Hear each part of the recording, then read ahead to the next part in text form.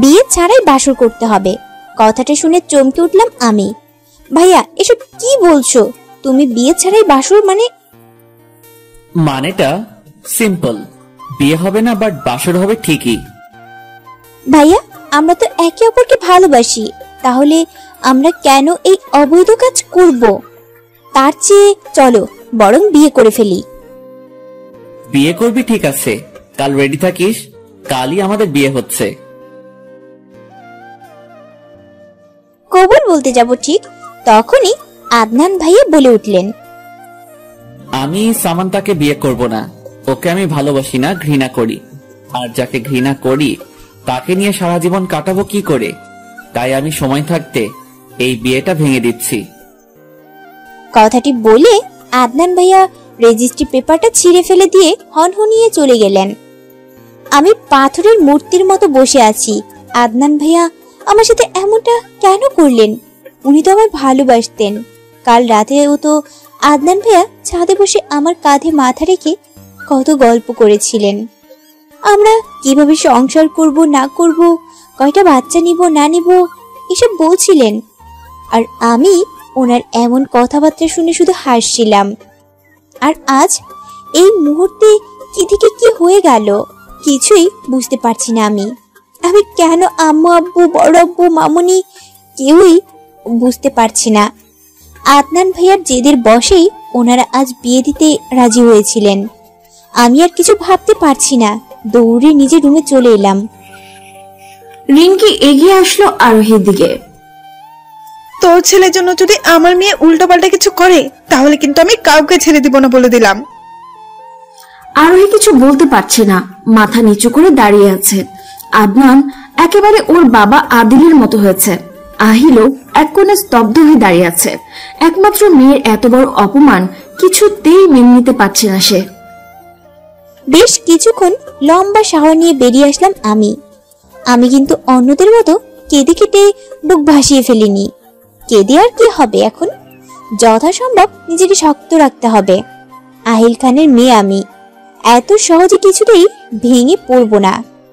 আর আদনান খান, আজ থেকে আপনি আপনার পথে আর আমি আমার পথে। আমি আর আপনার কোনো কথা শুনবো না, মানবো না। I hate you.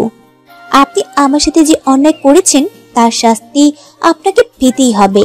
আর কিছু না ভেবে শুয়ে পড়লাম আমি। সকালে ঘুম ভেঙে গেল আমার। ঘড়ির দিকে তাকিয়ে দেখলাম 9টা বাজে।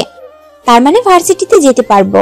তাড়াতাড়ি ফ্রেশ হয়ে একটা স্কার্ট আর টপ পরে নিলাম। গলায় একটা স্কার্ফ পেঁচিয়ে নিলাম। পিঠে ব্যাগ রাখতেই চোখ পড়লো সোফায় পড়ে থাকা একটা শাড়ির দিকে। একটা তাচ্ছিল্য হাসি দিয়ে শাড়িটা হাতে নিলাম। এই শাড়িটা আদনান ভাইয়া আমায় গিফট করেছিলেন। আর আমি না ভেবে নিচে চলে গেলাম। সবাই ব্রেকফাস্ট করার জন্য বসে আছে। আমি গেলেই স্টার্ট হবে। তাকিয়ে দেখলাম আদনান ভাইয়া খাওয়া শুরু করে দিয়েছে। যে ছেলেটা আমায় রেখে একটা বিস্কুট পর্যন্ত মুখে দিত না, আজ সে ব্রেকফাস্ট করে নিচ্ছে। এই কি, তুমি এই শাড়ি নিয়ে কোথায় যাচ্ছ সামান্তা? তাকিয়ে দেখলাম জিএম মানে গ্র্যান্ডমাদার প্রশ্নটা করেছেন। আমি আর কিছু না বলে কিচেন থেকে একটা দেশলাই এনে শাড়িটাতে আগুন ধরিয়ে দিলাম। আদনান ভাইয়া আমার দিকে বিস্ফোরিত চোখে তাকিয়ে আছে। তাতে আমার কি? আমি আর কারো স্মৃতি আমার কাছে রাখতে চাই না। আদনান ভাইয়ের দিকে আবার তাকালাম। আমি তাকিয়ে দেখলাম উনি এবার বিস্ফোরিত চোখে নয়, অবাক চোখে তাকিয়ে আছে। বেশ ভালো বুঝতে পারছি এরকম তাকানোর মানে। অন্যদিন আমি ভার্সিটিতে গেলে তার কথা মতো লং 3 পিস পরে যেতাম, বাট আজ টপ আর স্কার্ট পরেছি। আমি আর দেরি না করে ব্রেকফাস্ট করা শুরু করে দিলাম। আজকে কি না গেলে হয় না? তুমি কি চাইছো বলো তো আম্মু? আমি সারাদিন রুমে বন্দি হয়ে বসে থাকি, কান্না করি? আমি মোটেও এমন করব না। আমি আর কথা না বাড়িয়ে বেরিয়ে পড়লাম ভার্সিটির উদ্দেশ্যে। এখন থেকে নিজের লাইফ নিজেই হ্যান্ডেল করব। আমার লাইফে আমি আর কাউকে ইন্টারফেয়ার করতে দেব না, ইভেন নিজের মা বাবাকেও না। আহিল, তোর মেয়ে একেবারে তোর মতোই হয়েছে। তোমার ছেলেও তোমার মতো হয়েছে। আর আমার মেয়ে আমার মতোই শান্তশিষ্ট। অ্যাটলিস্ট তোমার ছেলের মতো রাগী আর বদমেজাজি নয়।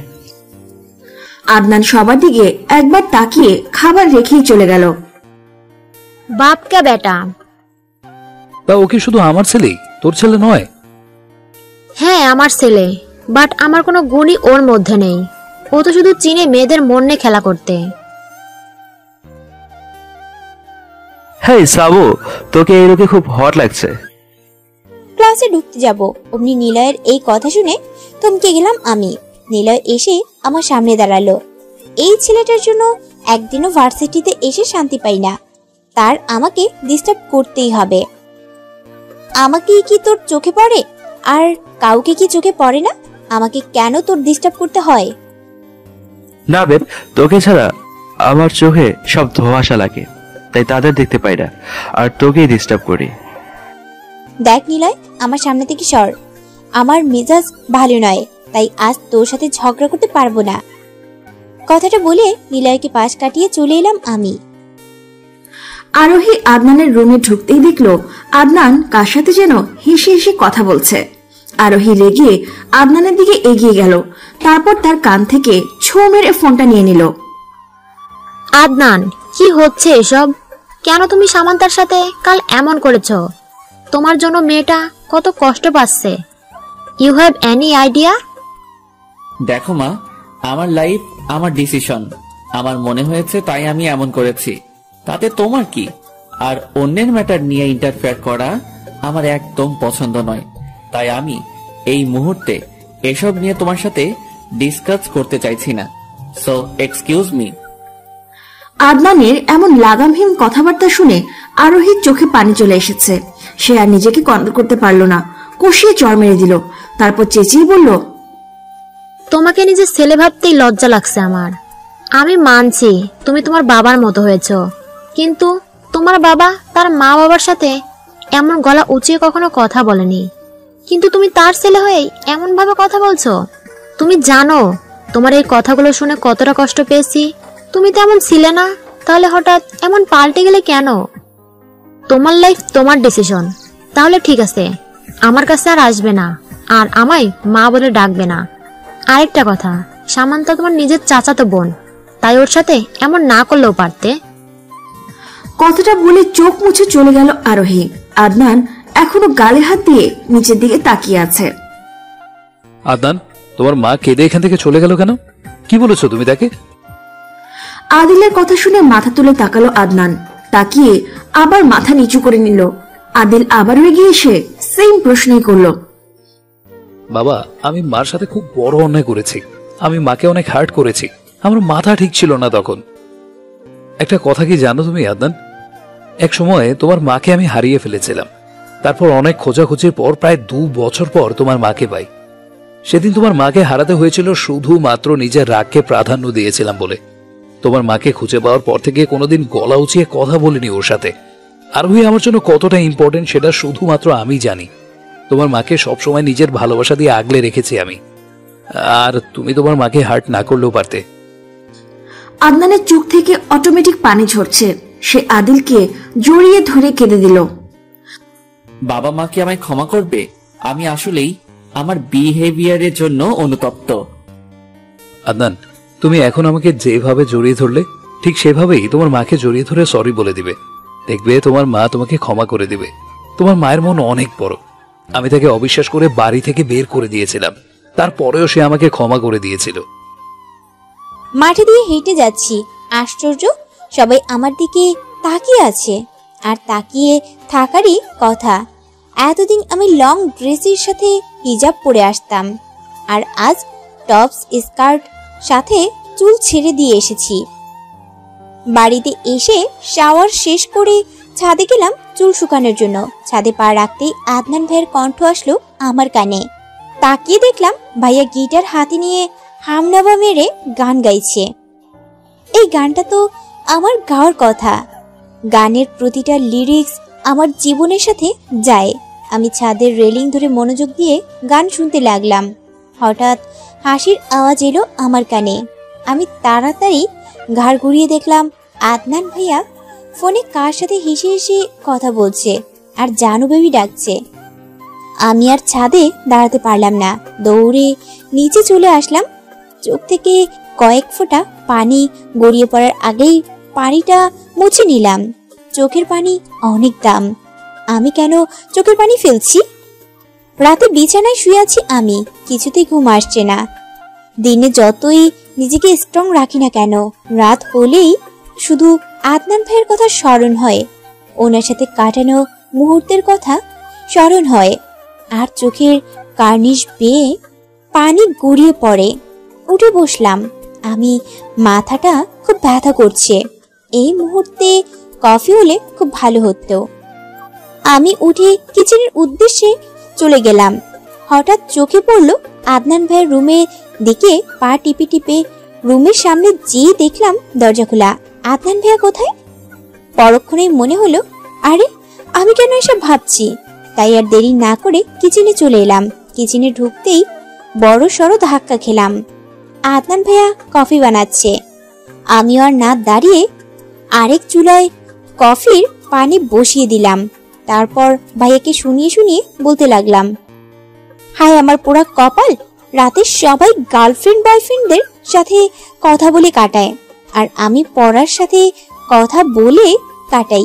ইস, আমারও যদি এমন একটা বয়ফ্রেন্ড থাকতো। এই তো কি হয়েছে, হয়ে যাবে। নিলয় তো আমায় প্রপোজ করেছিল, আমিও ওর প্রপোজ অ্যাকসেপ্ট করে নিব, তারপর ওর সাথে চুটিয়ে প্রেম করব। ডাহা মিশা কথা কইছি। কথাটা বলার সাথে সাথেই আদনান ভাইয়া আমার হাত ধরে টেনে নিয়ে দেয়ালের সাথে চেপে ধরলেন।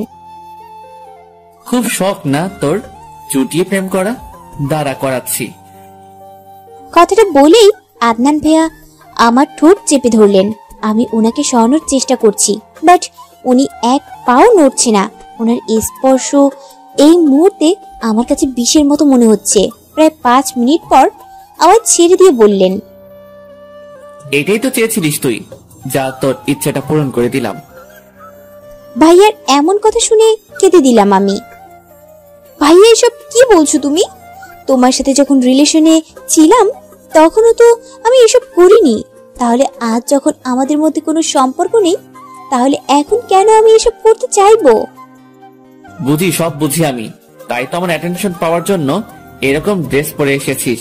তোর মতো মেয়েদের কাছ থেকে এসবই আশা করা যায়। কথাটা বলে ভাইয়া কফি নিয়ে চলে গেলেন। আমি আমার দিকে ভালো করে তাকিয়ে দেখলাম একটা টি শার্ট আর 3/4 জিন্স পরে আছি।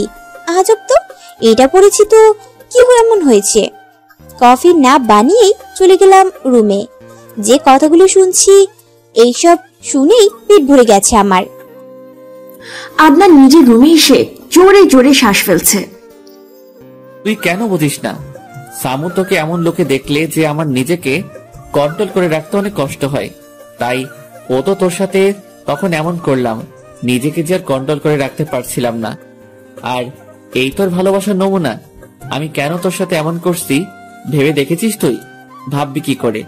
এখন তো তোর মনে আরেকজনের বসবাস। তোকে কোনো সময় আমি একা রাখিনি, সব সময় ছায়ার মতো পাশে থেকেছি। তুই আজও ভার্সিটিতে যাওয়ার পর লুকিয়ে লুকিয়ে খেয়াল রেখেছি আমি যে তোকে অনেক ভালোবাসি রে সামু, অনেক। আমি তোর সাথে বিয়ে এমনি এমনি ভাঙতে চাইনি, কিন্তু এছাড়াও আমি আর কি বা করতাম? আমি যে নিরুপায়। ডাইনিং এ বসে সবার জন্য ওয়েট করছি। সবাই এলে তবেই ব্রেকফাস্ট শুরু করব। আদনান ভাইয়ার দিকে চোখ পড়তেই অবাক হয়ে গেলাম আমি। তার চোখ মুখ অসম্ভব ফুলে আছে, সাথে লালও হয়ে আছে। আশ্চর্য, কি হলো ভাইয়ার? আগে তো এমন হতে কোনোদিন দেখিনি। ভাইয়াকে কি জিজ্ঞেস করব? পরক্ষণেই মনে হলো কাল রাতের কথা। ভাইয়া আমায় যা নয় তা বলেছিল। এইসব মনে হতেই আমার অভিমান প্লাস রাগ দুটোই বেড়ে গেল। আমি ভাইয়ার দিক থেকে চোখ সরিয়ে নিলাম। আজ আমাদের ভার্সিটিতে নবীনবরণ, তাই ব্রেকফাস্ট শেষ করে মামুনি আর আম্মুর সাথে বসে আলোচনা করছি কি পরে যাব। মামুনি আমায় একটা নীল শাড়ি বের করে দিলেন। এই শাড়িতে নাকি আমায় খুব সুন্দর দেখাবে। আমিও খুশি মনে শাড়িটা নিয়ে নিজের রুমে গিয়ে পরতে লাগলাম। শাড়িটা পরে ম্যাচিং করে চুড়ি আর অর্নামেন্টস পরে নিলাম। চুলটাও ছেড়ে দিয়েছি। লিভিং রুমে যেতেই আব্বু এসে আমায় জড়িয়ে ধরলেন। মাশাআল্লাহ, আমার মেয়েটাকে তো খুব সুন্দর লাগছে, look like a princess. Thank you আব্বু। আচ্ছা আমি বরং যাই। কথাটা বলে আমি ভার্সিটির উদ্দেশ্যে চলে গেলাম। আদনান ওর রুমের ব্যালকনি থেকে সামান্থা চলে যাওয়া দেখছে। সামান্থা চলে যেতেই সে এক ফোঁটা চোখের জল ছেড়ে দিল। সামু, আজ তুই আমার কল্পনার সাজ সেজেছিস। মন চাইছিল তোকে একটু ছুঁয়ে দেখি, কিন্তু না, আমি তোকে ছুঁতে পারবো না, না হলে তোর অনেক বড় বিপদ হয়ে যাবে। আদনানের এসব ভাবনার মধ্যেই ওর মুঠোফোনটা বেজে উঠল। আদনান ফোনের স্ক্রিনে তাকাতেই ওর হাত পা রীতিমতো কাঁপাকাঁপি শুরু হয়ে গেছে। আদনান অনেক ভয়ে ফোনটা রিসিভ করলো। হ্যালো, কি মিস্টার আদনান, ভয় পেয়ে গেলে নাকি? ভয় কেন পাবো আজও? তাহলে তুত চালাচ্ছ কেন? যাই হোক, যে কথাটা বলার জন্য ফোন করেছি সেটা মনোযোগ সহকারে শুনো। সমান্তার থেকে তোমাকে আরো দূরে দূরে থাকতে হবে, না হলে তুমি যে কোন মুহূর্তে আমার সমান্তার উপরে উইক হয়ে পড়বে। আর আমি চাই না তুমি এমন কিছু করে যাতে তোমার ফ্যামিলি আবার তোমাদের বিয়ে দিতে বাধ্য হয়। আর যদি এমন হয় তাহলে বুঝতেই তো পারছো কি অনর্থক হবে। না, আপনি এসব কিচ্ছু করবেন না। আমি সামান্তার থেকে দূরে দূরে থাকবো, ওর দিকে তাকাবো পর্যন্ত না। তারপরও আপনি এমন কিছুই করবেন না। আমি আপনার কাছে হাত জোর করছি। তাহলে আদনান খান আমার কাছে মাথা নত করছে। শোনো, আমি তোমাকে এখন যাই বলবো তোমাকে ঠিক তাই করতে হবে। বলুন কি করতে হবে? তোমাকে বাংলাদেশ ছেড়ে যেতে হবে। না প্লিজ, এমন করবেন না। আমি আমার মা বাবাকে ছেড়ে থাকতে পারবো না। মা বাবাকে ছেড়ে নাকি সমান্তাকে ছেড়ে থাকতে পারবে না? শুনো, এমন কিছু যদি হয় তাহলে বুঝতেই তো পারছো আমি কি করব। আর বিয়ের অভিনয় কিন্তু তুমি খুব ভালোই করেছিলে, আর এবার আশা করি এটাও ভালোভাবে করতে পারবে। কথাটা বলেই ফোনের ওপারের ব্যক্তি খট করে ফোনটা কেটে দিল। আদনান ফ্লোরে বসে ফুপিয়ে ফুপিয়ে কাঁদছে। আমার সামান্তাকে ছেড়ে থাকতে হবে। কি করে থাকবো আমি ওকে ছেড়ে? ওকে একদিন না দেখলে আমার ঘুম আসে না, আর এখন নাকি বিদেশে গিয়ে থাকতে হবে। ভার্সিটি খুব সুন্দর করে সাজানো হচ্ছে। আমি আমার বেস্টি রুমিকে নিয়ে চারিপাশে হেঁটে হেঁটে দেখছি। অনেকক্ষণ যাবৎ খেয়াল করছি কে যেন আমাকে গভীরভাবে ফলো করছে, কিন্তু না, কেউ তো নেই। তাহলে হয়তো আমার মনের ভুল। আমার সব ফ্রেন্ডরা আমার খুব প্রশংসা করছে। ওর থেকে নিলয় দৌড়ে এসেই বলল, হেই ইয়ার, তোকে যে কি সুন্দর লাগছে বলে বোঝাতে পারবো না। আর আমাকে কি সুন্দর লাগছে না? মুখ ফুলিয়ে কথাটা বলল রুমি। আরে পাগলি, তোকে তো সবসময় সুন্দরই লাগে, তাই না? আমার শাড়ির কুচিটা খুলে যাওয়াতে আমি একটা খালি রুমে চলে এলাম। ওয়াশরুমে অনেক মানুষ, সেখানে ঠিক করে যাবে না। রুমে ঢুকতে কে যেন ভেতর থেকে দরজাটা বন্ধ করে দিল। আমি পিছন ফিরতেই যাকে দেখলাম তাকে দেখে আমার গলা শুকিয়ে কাঠ হয়ে গেছে, ঠিকমতো দাঁড়াতেও পারছি না। এই ছেলেটা এখানে, তার মানে কোনো অঘটন ঘটিয়ে তবেই যাবে। ছেলেটা আমার দিকে এক পা করে এগিয়ে আসছে। ও যতই আমার দিকে এগিয়ে আসছে ততই আমার ভয় বেড়ে চলেছে। ও আমার সাথে খারাপ কিছু করবে না তো? এই শুনছো? আরে তোমাকেই বলছি, এখনো তো আমাদের গুড নিউজটি তোমাকে দেওয়াই হয়নি। জানো, ইতিমধ্যে আমরা আরো একটি নতুন চ্যানেল ক্রিয়েট করেছি, যে চ্যানেলটির নাম দিয়েছি কোকনস ফিল্ম। এবং এই চ্যানেলটিতে বিভিন্ন রকমের ভালোবাসার শর্ট ফিল্ম ভিডিও এবং রোমান্টিক ভালোবাসার গল্পগুলো তো থাকছে, সেই সাথে আমাদের আজব প্রেম এবং কোকনস ডায়েরি দুইটি চ্যানেলেই যে সকল ভালোবাসার গল্পগুলো আপলোড করা হয়, প্রত্যেকটা গল্পের সকল পর্ব তুমি আমাদের এই নতুন চ্যানেলটি থেকে দেখতে পারবা। ঠিক আছে? আর হ্যাঁ, তুমি যদি এখনো আমাদের চ্যানেলটি সাবস্ক্রাইব করে না থাকো তাহলে তোমার কাছে ছোট্ট একটা রিকোয়েস্ট, এই ভিডিওর ডেসক্রিপশন বক্সে অথবা আই বাটনে লিংক দেওয়া আছে, এখানে ক্লিক করে আমাদের চ্যানেলটি ভিজিট করো। যদি ভালো লাগে তোমার যদি ভালো লাগে তাহলে আমাদের চ্যানেলটি সাবস্ক্রাইব করে আমাদের সাথেই থাকো। কেমন? ধন্যবাদ, ভালো থেকো, সুস্থ থেকো, আল্লাহ হাফেজ। একই রকি, আপনি আমার দিকে এভাবে এগোচ্ছেন কেন? তুমি সত্যি বুঝতে পারছো না আমি কেন এগোচ্ছি, নাকি বুঝিয়ে দেব? দেখুন, একদম এগুবেন না বলে দিলাম, না হলে খারাপ হয়ে যাবে কিন্তু। রকি একটু পেছনে সরে দাঁড়িয়ে বলল, তাই নাকি? তো তোমার আদনান ভাইয়া বুঝি এখানে হিরোর মতো চলে এসে আমাকে মেরে তোমাকে নিয়ে চলে যাবে? তুমি যদি এমন ভেবে থাকো তো আমি বলবো তুমি ভুল ভাবছো। তোমার আদনান ভাইয়া আর তোমাকে বাঁচাতে আসবে না। এখন তার তোমার উপর থেকে ইন্টারেস্ট উঠে গেছে। সে তো এখন অন্য মেয়েকে নিয়ে ব্যস্ত। দেখবে কদিন পর তোমাদের সবাইকে ছেড়ে চলে যাবে। এতদিন শুধু তোমার মুখে পড়েছিল, না হলে তুমি বলো তোমাকে এত বাজে অফার কেন দিবে আর বিয়ে বা কেন ভাঙবে? আমি তো কতদিন ধরে তোমাকে ভালোবাসি। আমি কি কখনো তোমার দিকে বাজে দৃষ্টিতে তাকিয়েছি? কি মিথ্যাবাদী! এখনো কুদৃষ্টিতে তাকিয়ে আছে, সে নাকি বাজে দৃষ্টিতে তাকায় না। সো তোমাকে একটা কথা বলার জন্য এসেছিলাম। কথাটা হলো তোমাকে আজ খুব খুব সুন্দর লাগছে। কথাটা বলে রকি চলে গেল। আমিও শাড়ি ঠিক করে বেরিয়ে গেলাম। অনুষ্ঠান শেষ হতে হতে অনেক বেলা হয়ে গেছে।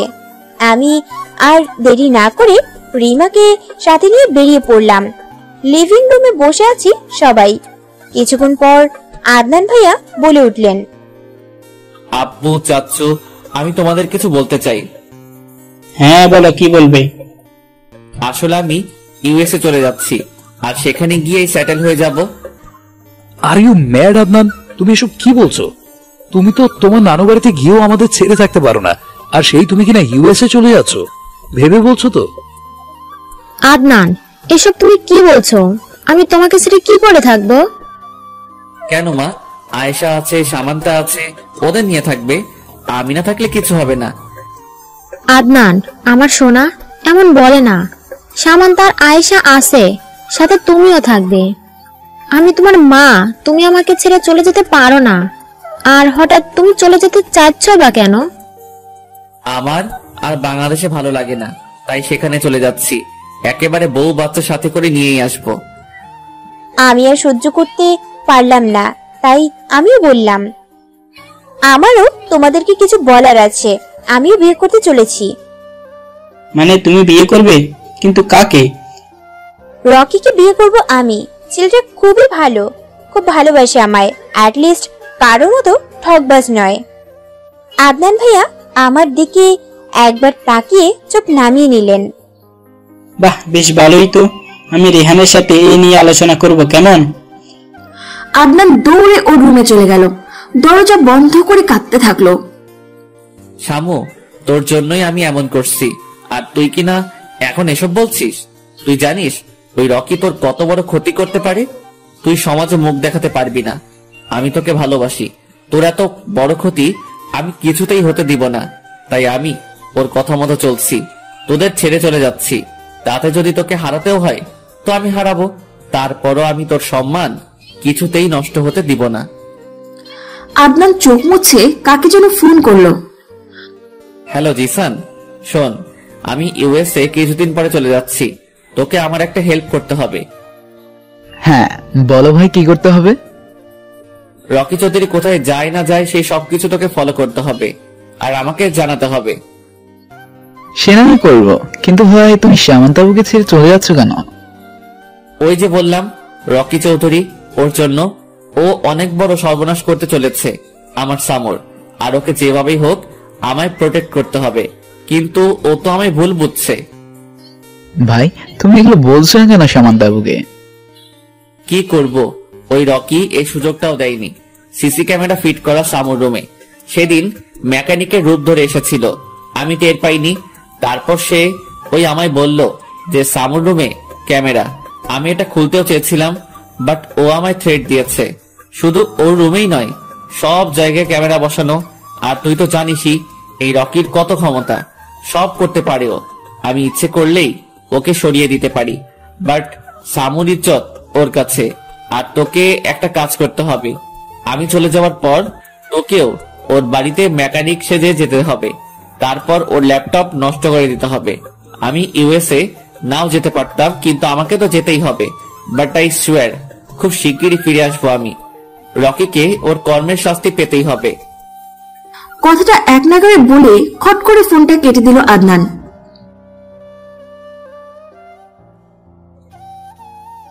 হ্যাঁ জিসান বল। ভাই রকি শহরের বাইরে গেছে। আচ্ছা ধন্যবাদ, রাখছি। আমি ওকে সর্বদা ফলো করবি। আদনান ফোনটা রেখে আরোহীর কাছে গেল। মা, আয়েশা কোথায়? খুব দরকার ছিল ওকে। ও মনে হয় সামান্তার সাথে ছাদে আছে। আচ্ছা বলে আদনানও ছাদে পা বাড়ালো। আজ যেভাবেই হোক সামুকে সব সত্যি বলতে হবে। এভাবে আর কষ্ট নিতেও পারবো না, আর দিতেও পারবো না। আমি আর আয়েশা ছাদের রেলিং ধরে দাঁড়িয়ে আছি। আয়েশা আমাকে এটা ওটা জিজ্ঞেস করছে আর আমি উত্তর দিচ্ছি। এক প্রকার মাথা নষ্ট করে দিচ্ছে বলতে গেলে। এত কথা বলতে পারে? হঠাৎ আদনান ভাইয়ার মুখে আমার নাম শুনে চমকে উঠলাম আমি। কতদিন পর ভাইয়ার মুখে আমার নাম শুনলাম। আয়েশা, একটু নিচে যা তো, সামুর সাথে আমার কিছু কথা আছে। পিচ্ছি আয়েশাও ভাইয়ের কথা মতো নিচে চলে গেল। আমিও ছাদ থেকে যেতেই ভাইয়া আমায় 2 হাত দিয়ে আটকে দিলেন। শোন সামু, তোকে আমি কিছু বলতে চাই। তুই সবকিছু শুনে তারপর সিদ্ধান্ত নিস তুই কি করবি। তা এখন কি বলবেন? রকি খারাপ? ওকে যেন বিয়ে না করি? তাহলে আপনিও একটা কথা শুনে রাখেন, আপনার কথা কিছুতেই শুনছি না আমি। সামু, তুই আমাকে আপনি করে বলছিস, এতটা পর করে দিয়েছিস আমাকে। আর হ্যাঁ, রকি খারাপ, 1 নম্বরের খারাপও। প্লিজ ওকে বিয়ে করিস না, তোর জীবন শেষ হয়ে যাবে। তা আপনাকে বিয়ে করব নাকি? আপনি নিজেও তো বিয়ে করছেন। কই, আমি তো কিছু বলিনি। তাহলে এবার আমি বিয়ে করব। আপনার এত সমস্যা হচ্ছে কেন? আর রকি যে খারাপ এটা আপনাকে কে বলেছে? ও খুব ভালো, খুব। কতবার আমাকে একা পেয়েছে, তাও স্পর্শ পর্যন্ত করেনি। আর আপনি তো ওর উল্টো। দেখেন ভাইয়া, আমি একবার যখন আমার সিদ্ধান্ত নিয়ে নিয়েছি, এই সিদ্ধান্ত থেকে আর পিছপা হব না। ভাইয়া আমার 2 কাঁধে 2 হাত থেকে বললেন। সামু, তুই আমার কথা ভালো করে না শুনে এভাবে উল্টো পাল্টা বলতে পারিস না। আগে আমার কথা শোন প্লিজ। আমি আর আপনার কোনো কথা শুনছি না মিস্টার আদনান। আমি জানি আপনি কেন রকির নামে বাজে বকছেন, কারণ রকি তো আমায় খুব ভালোবাসে আর বিয়ে হলে খুব সুখে রাখবে। আপনি তো আবার আমার সুখ দেখতে পারেন না, তাই তো মানা করছেন ওকে যাতে বিয়ে না করি। তাহলে ঠিক আছে, আমিও একটা কথা জানিয়ে দিচ্ছি যে আমি রকিকে ছাড়া আর কাউকে বিয়ে করব না। বিয়ে করলে রকিকেই করব। আদনান আর সামান্তার মুখে রকির নাম সহ্য করতে পারছে না, তাই চিৎকার করে উঠল। ব্যাস, অনেক হয়েছে সামান্তা, অনেক। আমি তোকে প্রথম থেকে ভালোভাবে বুঝিয়ে আসার চেষ্টা করছি, কিন্তু তুই তো আমার কথা শুনছিসই না। দেখ, তোর লাইফ, তোর ডিসিশন, তোর যা ইচ্ছা হবে তুই তাই কর। আমি তোকে কিচ্ছু বলবো না, বাট একটা কথা বলে রাখি, যা করবি ভেবে চিন্তে করিস। আর এখন একটা কথা বলবো, সেটা মন দিয়ে শ্রবণ করবি। ভাইয়ার মুখে সামান্তা শুনে আমার অভিমান আরো বেড়ে গেল। বললাম তো, আমি আপনার কোনো কথা শুনতে চাই না। ঘৃণা করি আপনাকে আমি, বুঝেছেন? আপনি ঘৃণা করি। এই যে আপনার সামনে দাঁড়িয়ে কথা বলছি না, এতেও আমার ঘৃণা লাগছে, রুচিতে বাজছে। আচ্ছা, আপনার কি লজ্জা শরম বলতে কিচ্ছু নেই? যদি থাকতো তাহলে অ্যাটলিস্ট এত কিছু হওয়ার পর এভাবে আমার সামনে এসে দাঁড়াতেন না। আদনান ভাইয়ের চোখ গড়িয়ে পানি পড়ছে। বলে পড়ুক, আমার কি? আমিও কম চোখের জল ফেলেছি নাকি? তুই খুব বড় হয়ে গেছিস সামান্তা, খুব। নিজের দায়িত্ব নিজেই রাখতে শিখে গেছিস। আমাকে তো তোর ঘৃণা করে। আমি আরো কয়েকদিন পর যেতাম, কিন্তু আমি আজ সন্ধ্যায় চলে যাচ্ছি। কিছু গুরুত্বপূর্ণ কথা ছিল তোর সঙ্গে, কিন্তু তুই তো আমার কথা শুনলি না। আর কোনোদিন তোর সামনে এসে দাঁড়াবো না রে, আমার মুখও তোকে দেখাবো না। শুধু তুই আমার মিস করিস না। আমাকে চিনতে তুই এত ভুল করলি, তোকে পস্তাতে হবে সামান্তা, পস্তাতে হবে। খুঁজবি, খুব করে খুঁজবি তুই আমায়, কিন্তু তোর খুঁজতে অনেক লেট হয়ে যাবে। কথাটা বলে চোখ মুছে চলে গেল আদনান। আদনান কাঁদছে আর ওর মায়ের রুমের দিকে যাচ্ছে। আরোহী আদনানকে কাঁদতে দেখে ঘাবড়ে গেল, সেও পিছু পিছু গেল। আদনান, তুমি কাঁদছো? না মা, এমনি। আদনান, মা হয়ে আমি তোমার। ইদানিং তুমি অনেক চুপচাপ হয়ে গেছো। প্রায় সময় দেখি তোমার চোখ মুখ ফোলা, আর এখন তুমি কাঁদছো? তোমাকে তো আগে কখনো কোনোদিন কাঁদতে দেখিনি। সোনা, বলো নিজের মাকে। আদনান ওর মাকে জড়িয়ে ধরে ফুপিয়ে কেঁদে দিল। মা মা, তুমি জানো সামান্তা নাকি আমাকে ঘৃণা করে, আমার সামনে দাঁড়াতেও নাকি ওর রুচিতে বাঁধে। মা, আমি এমনি এমনি কিছু করিনি, সেদিন বিয়েও আমি নিজে থেকে ভাঙিনি, মা আমাকে বাধ্য করেছে এসব করতে। আরোহী আদনানের চোখ মুছে দিয়ে বলল, আদনান আমার সোনা, আমার সব খুলে বলো। আদনান বলতে শুরু করলো, মা জানো, আমি আর সামান্তা এক রাত্রে রাস্তায় হাঁটতে বেরিয়েছিলাম। সেদিন এক টঙের দোকানে আমরা দুজনে দাঁড়িয়ে দাঁড়িয়ে খুব এনজয় করে চা খাচ্ছিলাম আর হাসছিলাম। ঠিক তখন আমি পাশে তাকিয়ে দেখলাম রকি বাইকে হেলান দিয়ে খুব মনোযোগ দিয়ে দেখে যাচ্ছে সামান্তাকে। আমি আর দেরি না করে সামান্তাকে নিয়ে বাড়ি চলে আসলাম। সেদিন থেকে রকির কুদৃষ্টি পড়ে সামান্তার উপর। সে সবসময় ফলো করতে থাকে সামান্তা কোথায় যায় না যায়, কি করে না করে। যখন জানতে পারলো আমি আর সামান্তা একে অপরকে ভালোবাসি, সেদিন থেকে ও আমাদের পিছনে লেগে পড়ে। শেষে একদিন আমাদের বাড়িতে আসে মেকানিক সেজে, যেটা আমরা বুঝতেও পারিনি। ও ছাদ বাদে আর তোমাদের রুম বাদে সব জায়গায় ক্যামেরা লাগিয়ে দিয়ে চলে গেছে, সামান্তার বেডরুমেও লাগিয়েছে। মা জানো, রকি আমায় সেদিন মেসেঞ্জারে সামান্তার চেঞ্জ করা ভিডিও পাঠিয়েছে, যেটাই সামান্তার শরীরের অনেক অংশ দেখা যাচ্ছিল। আমি যদি তার কথা না শুনি তাহলে নাকি সে সামান্তার এই ভিডিও ভাইরাল করে দিবে। মা তুমি জানো, এই ভিডিও একবার ভাইরাল হলে সেটা সামান্তার জন্য কতটা কষ্টদায়ক হবে। এসব ভিডিওতে ভিউ আরো বেশি আসে, সবাই দেখবে ওর এই ভিডিও, সবাই হাসাহাসি করবে ওকে নিয়ে। তাই আমি রকির প্রস্তাবে রাজি হয়ে যাই, যাতে ও সামান্তার কোনো ক্ষতি না করে। আর এই জন্যই আমি দেশও ছাড়ছি, এতে যদি আমার সামান্তার সম্মানটা রক্ষা হয়। কথাটা বলে আবারও কেঁদে দিল। আরোহীও মুখে আঁচল চেপে ধরে কান্না করছে। ছেলের এমন কান্না কষ্ট সে যে আর নিতে পারছে না। আদনান, আমি বুঝতে পারছি সোনা, তুমি কতটা কষ্ট নিয়ে বেঁচে আছো। তোমার বাবা আর আমার সম্পর্কেও অনেক কষ্ট ছিল। তোমার বাবা ভেঙে পড়লেও আমি ভেঙে পড়িনি, স্ট্রং থেকেছি আমি। আর তুমি তো আমারই ছেলে, তোমাকে স্ট্রং থাকতে হবে, এভাবে ভেঙে পড়লে চলবে না। মা তুমি তো আমার রাগ জেদ সম্পর্কে অবগত। আমি এতটা চুপচাপ থাকতাম না যদি না রকির কাছে এমন ভিডিও থাকতো। আর সবাই তো শুধু শান্ত আদনানকে দেখেছে, হিংস্র আদনানকে কেউ দেখেনি। যারা দেখে তারা আর ঠিক থাকতে পারে না, কেঁপে ওঠে। আরোহী আদনানের দিকে অবাক হয়ে তাকিয়ে আছে। হিংস্র আদনান মানে কি বোঝাতে চাচ্ছে আদনান? আদনান, তুমি এগুলা কি বলছো? না মা, নাথিং। আচ্ছা আদনান, আমি তোমার বাবার সাথে এই নিয়ে কথা বলবো। সেদিন আমার ছেলের দোষ ছিল না, ওকে বাধ্য করা হয়েছিল এসব করতে। সবাইকে জানতে হবে আমার ছেলে নির্দোষ। মা আমার কসম তোমায়, তুমি বাবাকে এই নিয়ে কিছু বলবে না। সময় এলে আমি সবাইকে সবটা জানাবো। তুমি আমার জননী মা, তাই তোমায় বললাম। তুমি প্লিজ বাবাকে বলো না, না হলে জানাজানি হয়ে যাবে। আর সামান্তাকেও কিছু বলবে না। আমাকে অবিশ্বাস করার জন্য ওকে শাস্তি পেতে হবে। আর খুব তাড়াতাড়ি সব সমাধান হতে চলেছে। তুমি কোন দিন যাবে ইউএসএ? সন্ধ্যায় ফ্লাইট। তুমি তো জানো, কোথাও যেতে গেলে অন্যদের মতো আমার অত টাইম লাগে না। চিন্তা করো না, তোমার ছেলে খুব তাড়াতাড়ি তোমার কাছে ফিরে আসবে, তোমার কোলে মাথা রাখবে, তুমি মাথায় হাত বুলিয়ে দিবে আর গল্প করবে, আমাকে নিজের হাতে খাইয়ে দিবে, কিছু বললে মুখ ফুলিয়ে রাখবে। আর আমি তোমাকে জড়িয়ে ধরে তোমার কাছে ক্ষমা চাইবো, আর তুমিও আমায় ক্ষমা করে দিয়ে আমার মাথায় একটা চুমু খাবে। আর আরেকটা কথা, মা আমার একমাত্র বোন আয়েশাকে কিন্তু ভালো রাখতে হবে। আরোহী আর না দাঁড়িয়ে দৌড়ে ওর রুমে চলে আসলো। ছেলের চোখের পানি আর এমন করুণ কথাবার্তা সে আর মেনে নিতে পারছে না। আদনানও ফ্লোরে বসে বসে কাঁদছে। কি দোষ করেছিলাম আমি, যার কারণে আমাকে আমার পরিবার ছাড়তে হচ্ছে? পরক্ষণে চোখ মুছে নিল আদনান। না, আমি আর কাঁদবো না।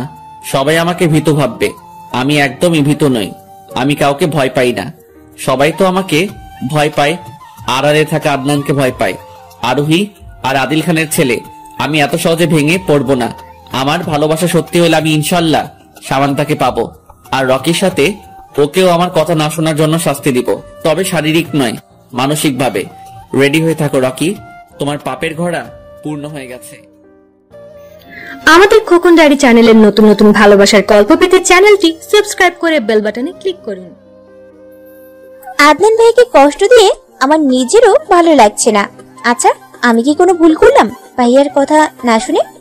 ভাইয়ার কথাটা শোনা উচিত ছিল, কিন্তু আমি বা কি করব? ভাইয়া আমার সাথে সেদিন যা করেছিল সেটাই বা কি করে ভুলে যাই আমি? আমি কি একবার ভাইয়ার সাথে কথা বলবো? বলবো কথা। আমি পাশে তাকাতেই দেখলাম আয়েশা বসে বসে পড়ছে। কিরে আয়েশু, এক্ষুনি পড়তে বসেছিস যে? রাত হয়ে গেছে তাই পড়তে বসেছি, ভাইয়া বলেছে ভালো করে পড়তে। আচ্ছা আয়েশু, আদনান ভাইয়াকে দেখেছিস? হ্যাঁ, ভাইয়া তো একটু আগেই চলে গেছে। কি, ভাইয়া চলে গেছে? কোন সময়? তুমি যখন ঘুমিয়েছিলে তখন চলে গেছে ভাইয়া। আচ্ছা শামু আপু, তুমি কি ভাইয়াকে বকেছো? কেন? আমি কেন বকতে যাব? আজব। আসলে ভাইয়াকে তোমার সাথে কথা বলে ছাদ থেকে চলে আসার পর খুব কাঁদতে দেখেছি। জানো আপু, ভাইয়া মাকে ধরে খুব কেঁদেছে। আয়েশার কথা শুনে আমার মন খারাপ হয়ে গেল। আসলে ভাইয়ার কথাটা একটু শোনা উচিত ছিল। ফ্রেশ হয়ে নিচে গেলাম আমি। সবার মুখই কেমন যেন গম্ভীর হয়ে আছে। মামুনি তো কেঁদে কেটে চোখে ফুলিয়ে ফেলেছে। ল্যাপটপটা সামনে নিয়ে বসে আছে আদনান, আর সামান্থা কি করে সেটা দেখছে। কাছ থেকে দেখতে না পারুক, দূর থেকে তো দেখতে পারবে। আদনান রকির আগেই সারা বাড়িতে ক্যামেরা ফিট করেছিল, ইভেন সামান্থার রুমেও। সামান্থা ভার্সিটিতে যাবে, যেমন আদনান দেখলো সামান্থা দরজা বন্ধ করছে, অমনি আদনানও ল্যাপটপটা বন্ধ করে দিল। সে এখন জানে সামান্থা ড্রেস চেঞ্জ করবে। আদনান ল্যাপটপটা বন্ধ করে একটা দীর্ঘ শ্বাস ছাড়লো। সামু, আমি তোকে ভালোবাসি, তবু আমি কোনোদিন তোর দিকে বাজে দৃষ্টিতে তাকাইনি, আর না তাকাবো। কিন্তু রকি তো তোকে প্রতিনিয়ত শকুনের দৃষ্টিতে দেখে যাচ্ছে, তবুও সে তোর কাছে ভালো হয়ে গেল, আর আমি খারাপ। আসলেই দুনিয়াতে কারো ভালো চাইতে নেই। ছাদে দাঁড়িয়ে আছি, আদনান ভাইয়াকে ছাড়া কিছু ভালো লাগছে না আমার। কেমন যেন শূন্য শূন্য অনুভব হচ্ছে। বাড়িতেও যেন কারো মুখে হাসি নেই। খুব মিস করছি ভাইয়াকে। বাতাসে বারবার আমার ছেড়ে দেওয়া চুলগুলো উড়ছে। আমি বাঁধার চেষ্টা করছি, তবুও খুলে যাচ্ছে। শেষে আমি না পেরে চুলগুলো ছেড়েই দিলাম। হঠাৎ মনে পড়লো সেদিনের কথা। আমি ছাদে চুলগুলো ছেড়ে দিয়ে দাঁড়িয়েছিলাম। ভাইয়া একটা গাছ থেকে কাঠগোলাপ এনে আমার পাশে দাঁড়িয়ে আমার চুলে গেঁথে তারপর চুলগুলো কানের পিঠে গুজতে গুজতে বলেছিলেন, জানিস সামু, তোকে ছেড়ে দেওয়া চুলে কতটা মোহনীয় লাগে। আই উইশ তোর এমন কাছ থেকে চুল দেখা যেন আমার ভাগ্যেই থেকে থাকে। আমি সেদিন কিছু বলিনি, শুধু হাসছিলাম। ভাইয়া আমার হাসি দেখে বলেছিলেন, এই একদম হাসবি না, তোর হাসি আমায় পাগল করে দেয়। চোখ থেকে এক ফোঁটা জল গড়িয়ে পড়ল আমার। ভাগ্যের কি নির্মম পরিহাস। আজ আমি কোথায় আর ভাইয়া কোথায়? দুইজন দুই প্রান্তে দাঁড়িয়ে আছি। আচ্ছা ভাইয়া এখন কি করছে? ভালো আছে তো? আরে আমি কেন এসব ভাবছি? আমি তো নিজেই চাইছিলাম ভাইয়া যাতে আমার থেকে দূরে থাকে। মুঠোফোনের আওয়াজে ভাবনা কাটলো আমার। ফোনের স্ক্রিনে তাকিয়ে দেখলাম আননোন নাম্বার থেকে কল। আশ্চর্য, কে এটা? নাম্বার দেখে তো বাংলাদেশের মনে হচ্ছে না, কোন দেশের সেটা জানি না। ফোনটা রিসিভ করলাম আমি। হ্যালো, কে বলছেন? কেউ রেসপন্স করছেন না, শুধু তার শ্বাস প্রশ্বাসের শব্দ শোনা যাচ্ছে। হ্যালো, কথা বলছেন না কেন? কে আপনি? No response. কে রে ভাই আপনি? কল দিচ্ছেন অথচ কথা বলছেন না। ধ্যাত, বকাটে ছেলে কোথাকার। কট করে কলটা কেটে দিলাম আমি। কি ভেজাল রে বাবা, কল দেয় কিন্তু কথা বলে না। এইসব ভাবনার মাঝে আবার ফোন বেজে উঠলো। আমি না দেখেই কলটা রিসিভ করলাম। আচ্ছা, ক্যালেনি দিব বেটাকে। এই, কে আপনি? ফোন দিয়ে ইরিটেট করছেন কেন? আর ফোন দিবেন না আমায়। আরে আরে, এতটা হাইপার হচ্ছে কেন? আমি রকি বলছি। কি? আপনি রকি, কিন্তু আমার নাম্বার কোথা থেকে পেলেন? তোমার নাম্বার কালেক্ট করা আমার জন্য কোনো ব্যাপারই না, বুঝলে জানেমান? ওনার মুখ থেকে জানেমান ডাকটা শুনে কেমন ঘিনঘিনে ফিল হচ্ছে আমার। তা কেমন আছো? জি ভালো আছি। আর কেন ফোন করেছেন? আমাকে জিজ্ঞেস করবে না আমি কেমন আছি? সেটা জিজ্ঞেস না করে বলছো কেন ফোন করছি? It's not fair baby. দেখুন, আমি জানি আপনি ভালো আছেন, আর ভালো আছেন বলেই তো ফোন করেছেন। আরে বাহ, এত বাবু তুমি আমায় নিয়ে। আমি ভালো আছি কিনা মন্দ আছি সেটাও জানো দেখছি। মোটেও আমি আপনাকে নিয়ে ভাবি না। আর কেনই বা ভাববো বলুন তো? তা কাকে নিয়ে বাবু যে তোমায় টকিয়েছে তাকে নিয়ে? আমি বলেছিলাম না আদনান তোমাদের সবাইকে ছেড়ে চলে যাবে? মিলে গেল তো আমার কথা। হইছে, রাখছি আমি। আচ্ছা, রকি এত শিওর হয়ে কি করে বলছিল সেদিন যে ভাইয়া আমাদের ছেড়ে চলে যাবে? ও বলার 2 দিন পরেই তো ভাইয়া চলে গেল। রকি বলছে ভাইয়া ভালো না, আর ভাইয়া বলছে রকি ভালো না। কি হচ্ছে কিছুই বুঝতে পারছি না। কাকে বিশ্বাস করব আর কাকেই বা অবিশ্বাস করব? তবে আমার মন বলছে আদনান ভাইয়াকে বিশ্বাস করা উচিত। আদনান তো আমার ভাই প্লাস ভালোবাসা, আর রকি তো আমার কেউ নয়। আবারও ফোনটা বেজে উঠলো। নীলয় ফোন করেছে। উফ, আজকে আমায় কেউ শান্তি দিবে না। হ্যাঁ নীলয়, বলো। শামু, তুই আমায় যে ছেলের সম্পর্কে জানতে বলেছিলি সেই ছেলে একদম ভালো নয় ইয়ার। কয়েকদিন পর পর মেয়ে পাল্টালে, আর এটাই নাকি তার প্রধান কাজ। তার মধ্যে ডেট তো আছেই। আর আরেকটা কথা, তোর ভাই নাকি সাইকো। তোদের সামনে ও যতটা নর্মাল দেখায় ও কিন্তু ততটা নর্মাল নয়। কি? আচ্ছা, তোকে এসব কে বললো? বলেছে একজন, বাট তোকে বলতে পারবো না। সে না করে দিয়েছে কাউকে যেন না বলি।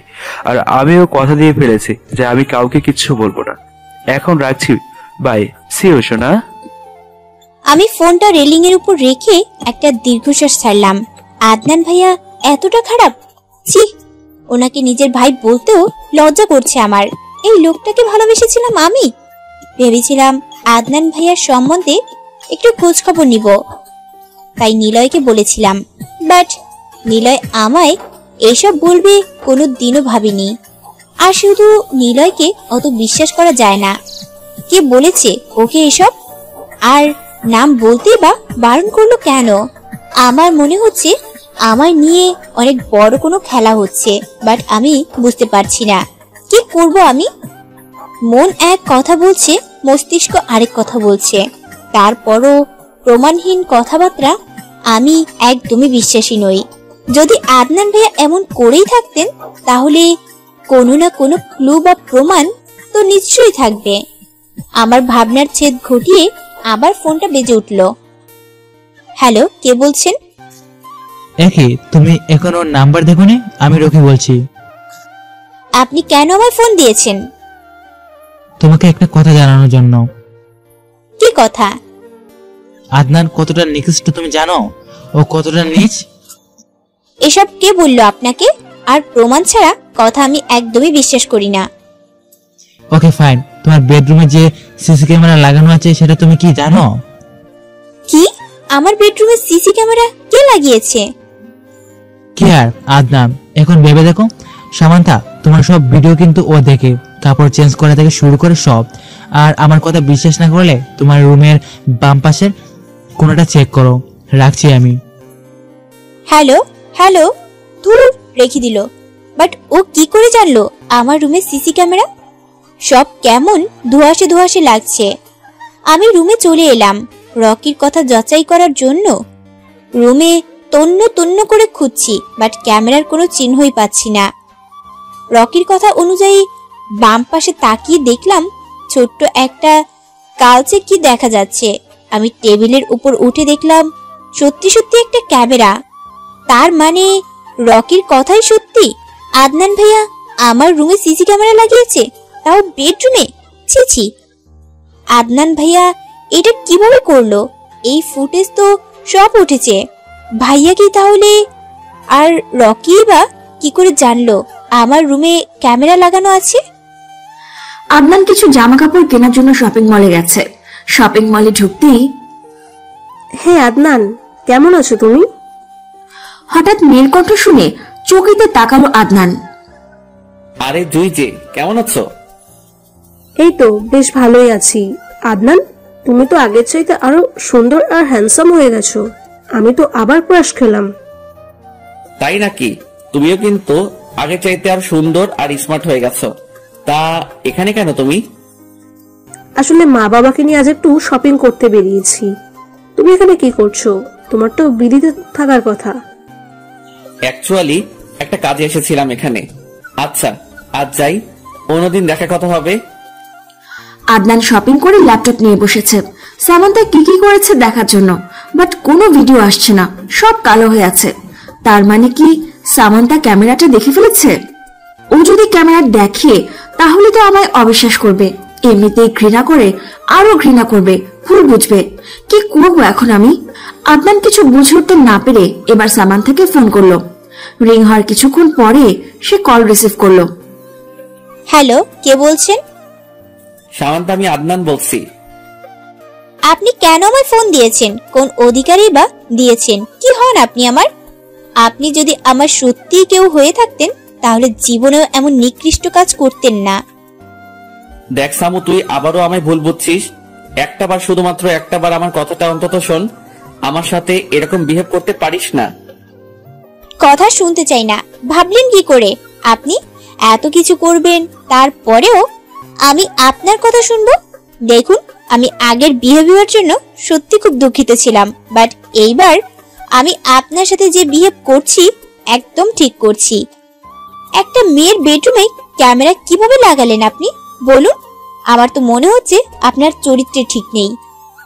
বিডিতে আব্বু আর বড় আব্বুর জন্য কিছু করতে পারবেন না বলে আমেরিকা চলে গিয়েছেন, তাই না? তাহলে আমার পিছনে কেন পড়ে আছেন? ঘৃণা করি আমি আপনাকে, বুঝেছেন? ঘৃণা করি। আর একদম আমাকে ফোন করার চেষ্টা করবেন না, বলে দিলাম। ব্যাস, অনেক হয়েছে সামু, অনেক। কথাটা বলে আদনান খট করে ফোনটা কেটে দিয়ে সামান্তার নাম্বারটা ব্লক করে দিল। হ্যালো জিসান, ওইদিকে কি খবর? ভাই, রকি সবসময় সামান্তা আপুর উপর নজর রাখছে। শোন, আমি খুব শীঘ্রই বাংলাদেশে আসছি, তুই সব রেডি করে রাখিস। রাখছি। সকাল 9:20 বাজে। ভার্সিটিতে যেতে একটু মন মানছে না। ধাক্কার পর ধাক্কা খেতে হচ্ছে আমায়, তবুও যেতে হবে, আব্বুর আদেশ এটা। আমি কোনো রকমে রেডি হয়ে ভার্সিটিতে চলে এলাম।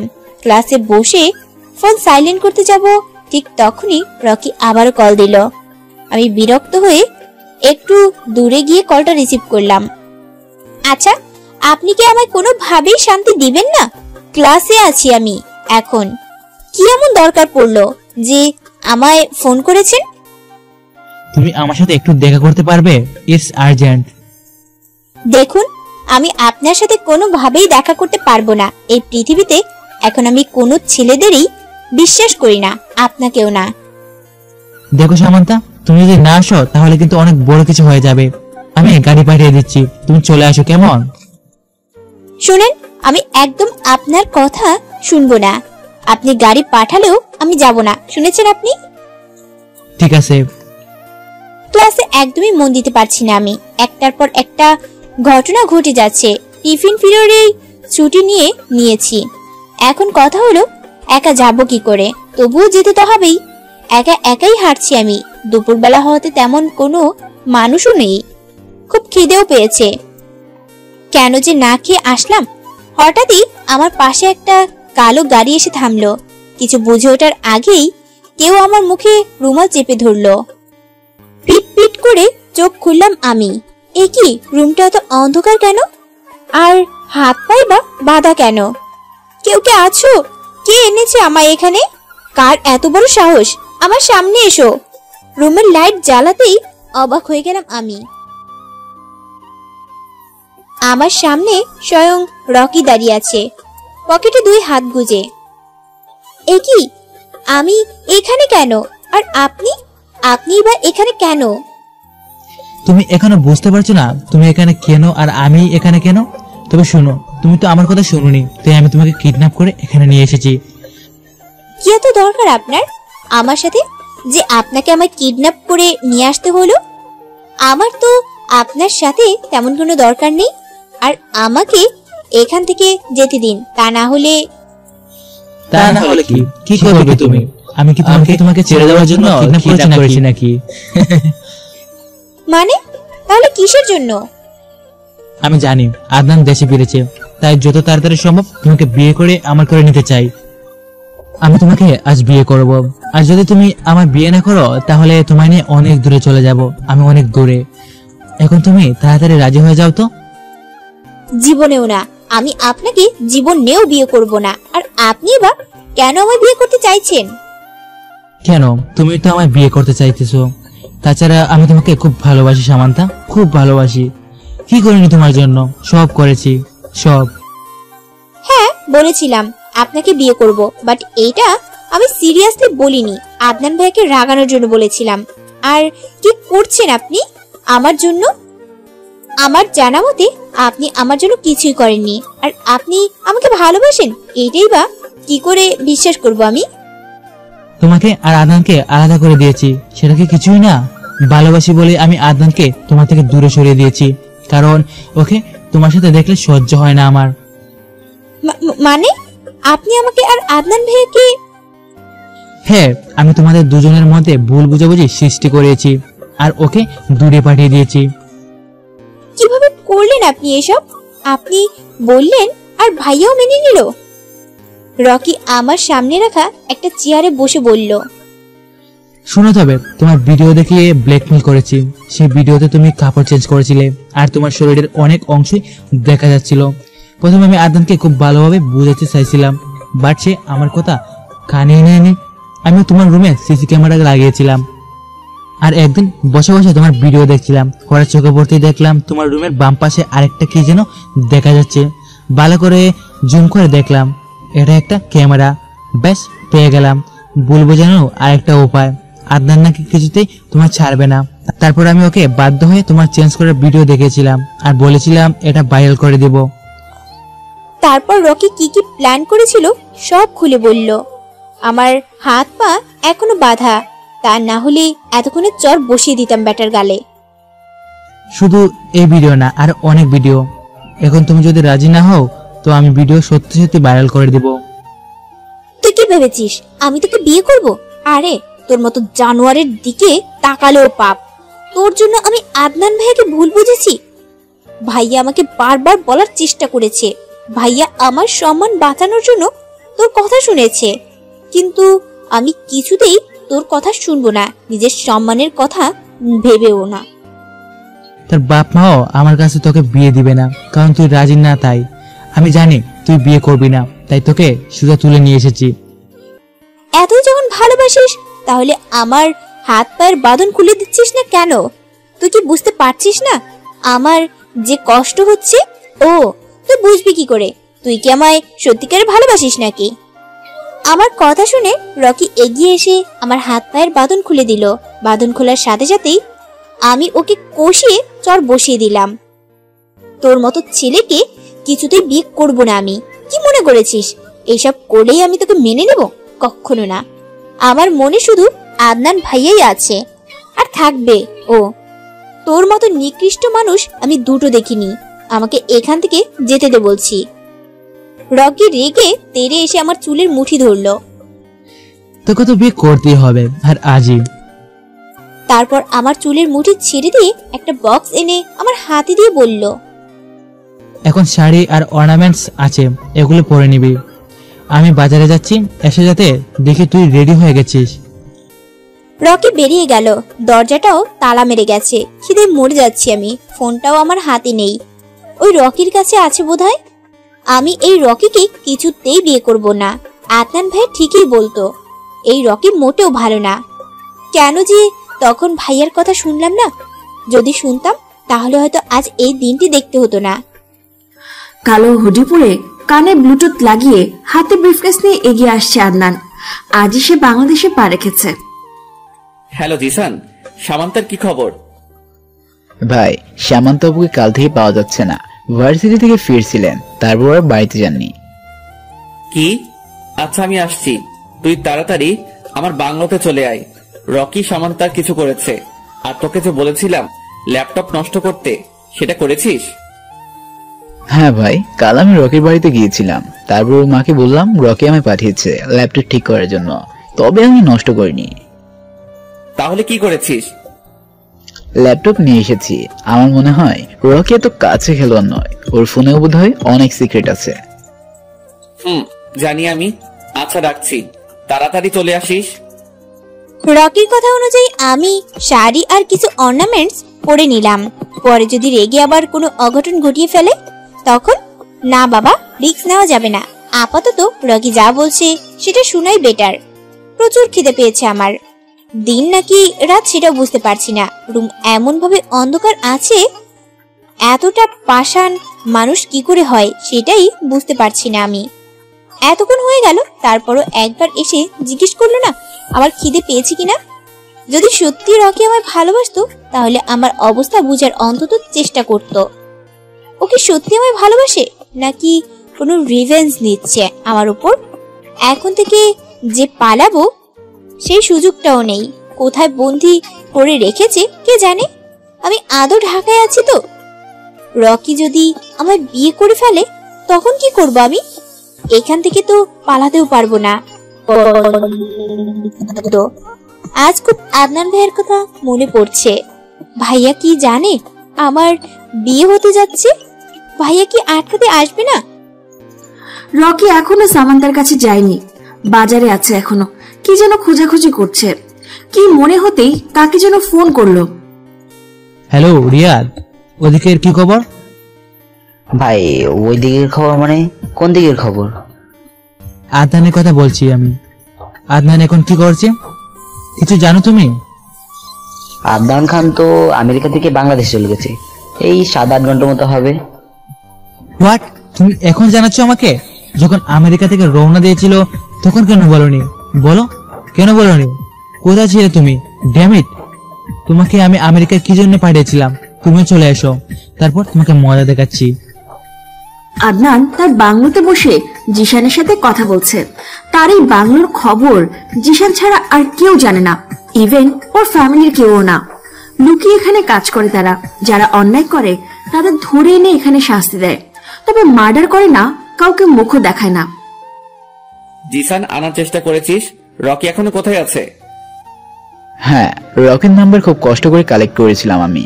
এখন ওর নাম্বার ট্র্যাক করছি, দেখি লোকেশন কোথায় দেখায়। একই ভাই, ওর লোকেশন তো উত্তরের দিকে দেখাচ্ছে, তার মানে ও উত্তরে আছে। ভাই আমাদের এক্ষুনি যেতে হবে। চল, ও কোনো অঘটন ঘটিয়ে ফেলার আগেই আমাদের ঠিক সময় পৌঁছাতে হবে। আদনান দেশে চলে এসেছে মানে ও কোনো না কোনো কিছু করবে, হাত পা গুটিয়ে একদম বসে থাকবে না। ও যদি কোনো উল্টাপাল্টা করে তাহলে আমিও সামান্তার ভিডিও ভাইরাল করে দেব। বাট সব ভিডিও তো আমার ল্যাপটপে আছে, এখন আমার ল্যাপটপ আনতে হবে। রকি ওর বাড়িতে এসে ল্যাপটপ দেখছে, বাট ভিডিও কোনো চিহ্নই নেই, সব ফাইল খালি দেখাচ্ছে। আশ্চর্য, আমি তো 2 দিন আগেও দেখলাম সব ভিডিও ঠিকঠাক ভাবেই আছে, তাহলে আজকে ভাবে বেনেশ হয়ে গেল। এটা যে আমার একমাত্র হাতিয়ার ছিল। বাসায় তো মা ছাড়া আর কেউ নেই, তাহলে কি মা আমার ল্যাপটপে হাত দিয়েছে? না না, মা আমার কোনো জিনিসে হাত দেয় না, আর ল্যাপটপ তো নাই। তবুও একবার জিজ্ঞাসা করি, মা তুমি কি আমার ল্যাপটপ ধরেছিলে? না, আমি কেন তোর ল্যাপটপ ধরবো? তুই না একটা মেকানিককে পাঠিয়েছিলিস তোর ল্যাপটপ ঠিক করার জন্য, সে ওইটা ধরেছে, আর কেউ ধরেনি। রকি নিজের মাথার চুল টেনে বলল, মা এটা তুমি কি করলে? আমি কোনো মেকানিককে পাঠাইনি। তুমি তো আমাকে একবারও জিজ্ঞেস করতে পারতে আমি কোন মেকানিক পাঠিয়েছি কিনা। কি করলে তুমি এটা মা? কথাটা বলে রকি চলে গেল। আদনান সামান্তার কাছে পৌঁছানোর আগে সামান্তাকে সরিয়ে ফেলতে হবে। রকি সামান্তার রুমে ঢুকে দেখলো ও সেজে গুজে ফ্লোরের লেফটে মাথা নিচু করে বসে আছে। সামান্তা উঠো, আমাদের চলে যেতে হবে। রকির কথায় আমি চোখ তুলে তাকালাম। আমি কোথাও যাব না, আগে আমায় খাবার দেন, তারপর আপনি বলছেন সেটা ভেবে দেখব। আপাতত আপনার কথা শোনার আমার কোনো মন নেই। খুব খিদে পেয়েছে আমার। আপনি আমায় একটু খাবারও দেন নাই, পানি পর্যন্ত দেন নাই। আমি যা বলছি সেটাই হবে। তুমি যাবে আমার সাথে, আর এক্ষুনি। তুমি কি মনে করেছো আমি তোমায় আদর করার জন্য বন্দি করেছি? মোটেও না। কথাটা বলে রকি আমায় টেনে দাঁড় করালো। দরজা দিয়ে বের হতেই, আরে বাহ, আমাদের ছাড়ে শুভ কাজ সম্পন্ন করবে নাকি মিস্টার রকি? আদনান ভাইয়ের কণ্ঠ শুনে আমি আর রকি দুজনেই চমকে গেলাম। ভাইয়া দুই পকেটে হাত গুজে দাঁড়িয়ে আছে। ভাইয়া তো ইউএসএ ছিল, তাহলে বিডিতে কখন এলো? আমার ভাবনার ছেদ ঘটিয়ে ভাইয়া আবারও বলে উঠলেন, আরে তোমরা দুজন স্ট্যাচু হয়ে দাঁড়িয়ে আছো কেন? শুভ কাজে দেরি করতে নেই, চলো চলো বিয়ের আয়োজন শুরু করা যাক। ভাইয়ার কথা শুনে আমি অবাক হয়ে তাকিয়ে আছি। ভাইয়া এসব কি বলছে? ভাইয়া আমায় অন্য কারোর সঙ্গে দেখলে এটা মেনে নিতে পারবে? 2 ফোঁটা চোখের জল ছেড়ে দিলাম আমি। আমাকে পরপুরুষের সাথে দেখেও কিছু বলছে না, উল্টা আরো বিয়ের আয়োজন শুরু করার কথা বলছে। যেন ওনার কিছুই যায় আসে না। ভাইয়া এতটা চেঞ্জ হয়ে গেল এই কয়েকদিনে। তার মানে কি ভাইয়া সত্যি সত্যি বিয়ে করে নিয়েছে আর এখন একজন ভাই হয়ে বোনের বিয়ের দায়িত্ব পালন করছে? রকির দিকে তাকিয়ে দেখলাম ও ঘামছে। স্ট্রেঞ্জ, ও ঘামছে কেন ভাইয়াকে দেখে? ওর না অনেক পাওয়ার? এই তার পাওয়ারের নমুনা? দেখো আদনান, আমাদের এখান থেকে যেতে দাও। আমাদের যাওয়াতে বাধা দিবে না, একদম বলে দিলাম। আরে রকি, এসব কি বলছো তুমি? আমি কি তোমাদের যাওয়া থেকে আটকিয়েছি? আর মিস সামান্তা, বিয়ে নিয়ে তোমার কি মত? রকি কিন্তু আমার চেয়ে অনেক ভালো। ও অ্যাটলিস্ট আমার মতো ঠকবাস নয়। খুব ভালো রাখবে, সুখে রাখবে আপনাকে।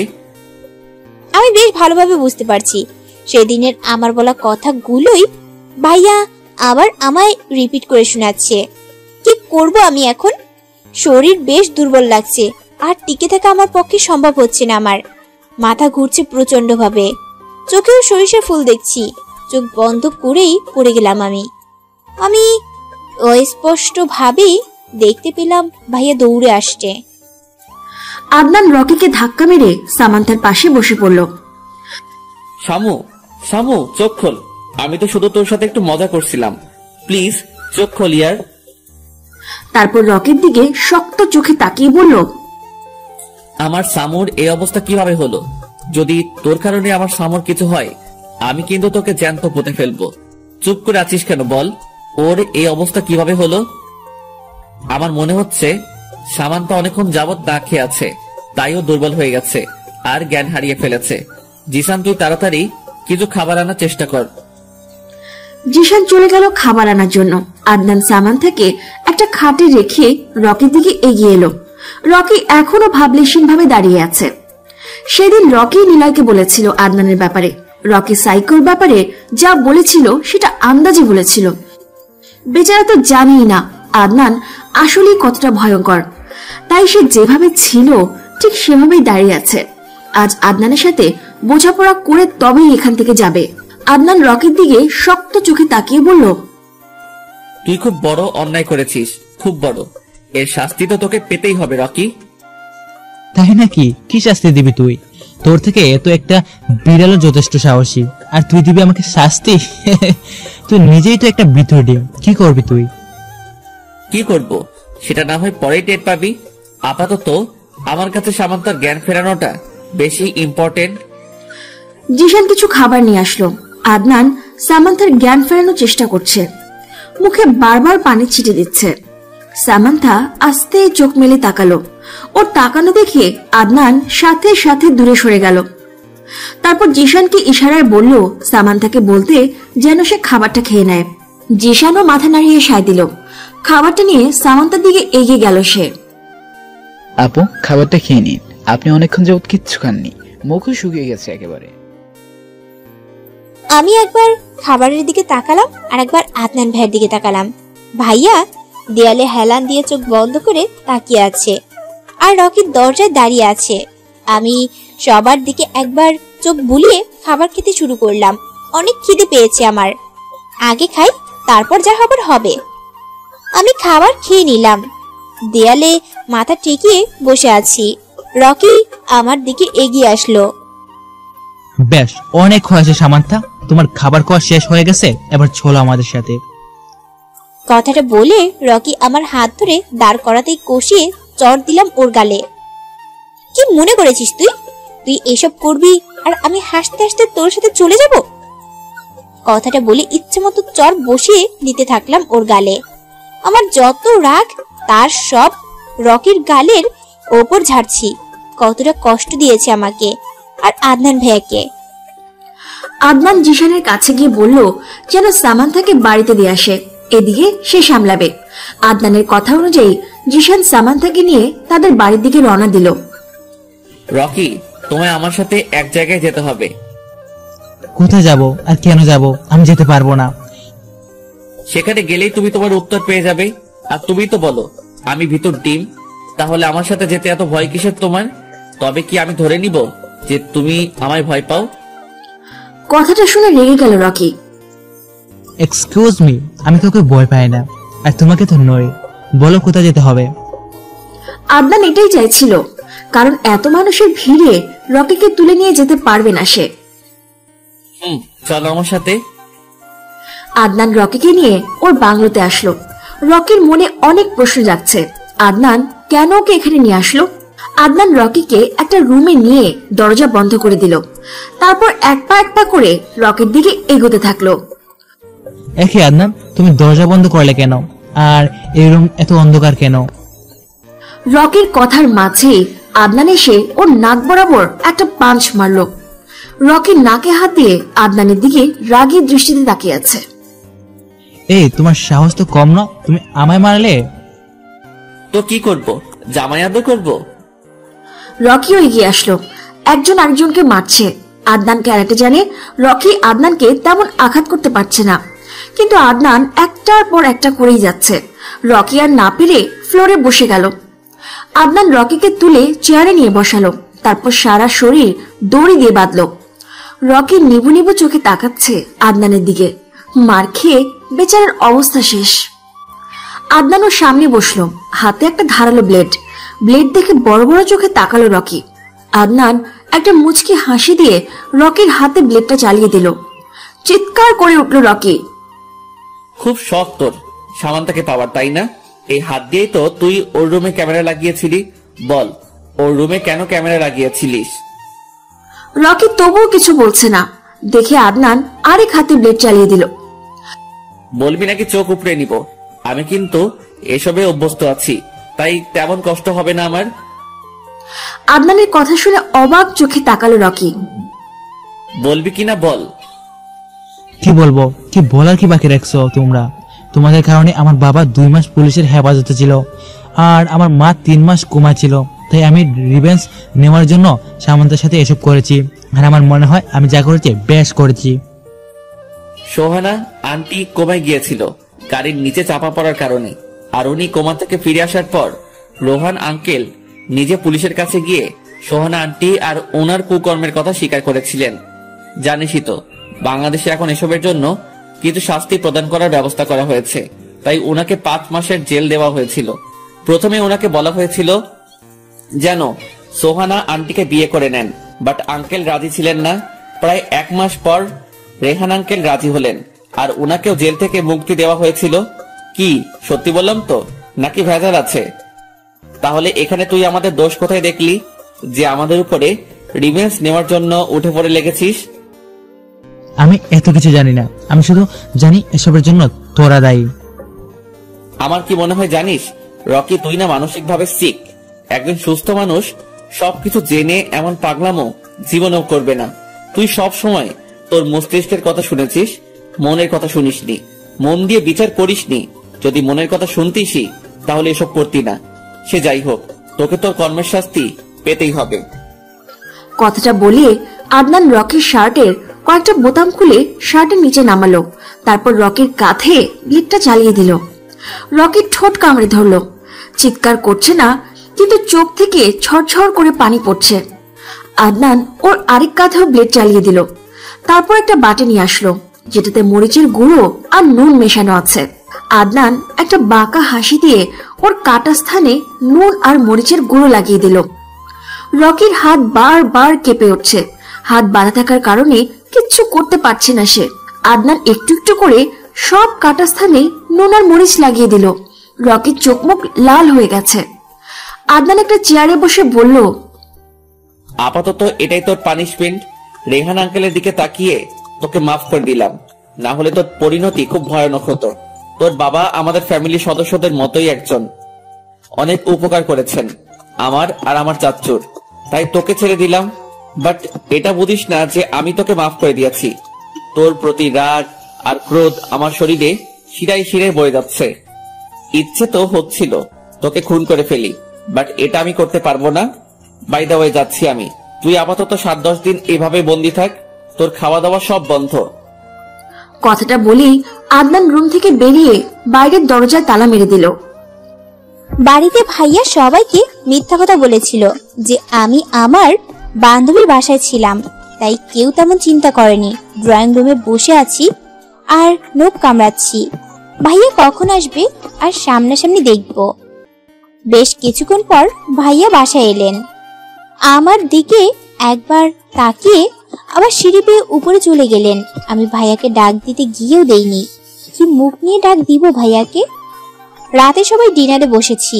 ভাইয়া আসার উপলক্ষে আম্মু আর মামুনি ভাইয়ার পছন্দের খাবার রান্না করেছে।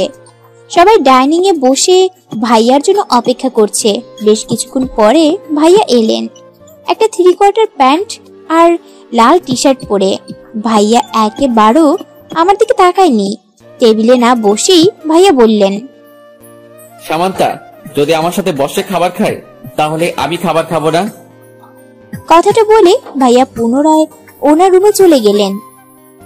হয়েছে শান্তি, ছেলেটার সাথে এরকম না করলেও পারতিস। চলে গেছে বেশ করেছে, তোর সাথে এক টেবিলে বসে খাবার খাওয়ার কোনো মানেই হয় না। রিঙ্কি, এসব কি করছিস? মেয়েটা খেতে বসেছে, ওকে খেতে দে। আদনান না হয় পরে খেয়ে নিবে। ও যখন টেবিলে বসেছে তাহলে ও খেয়ে নিক না।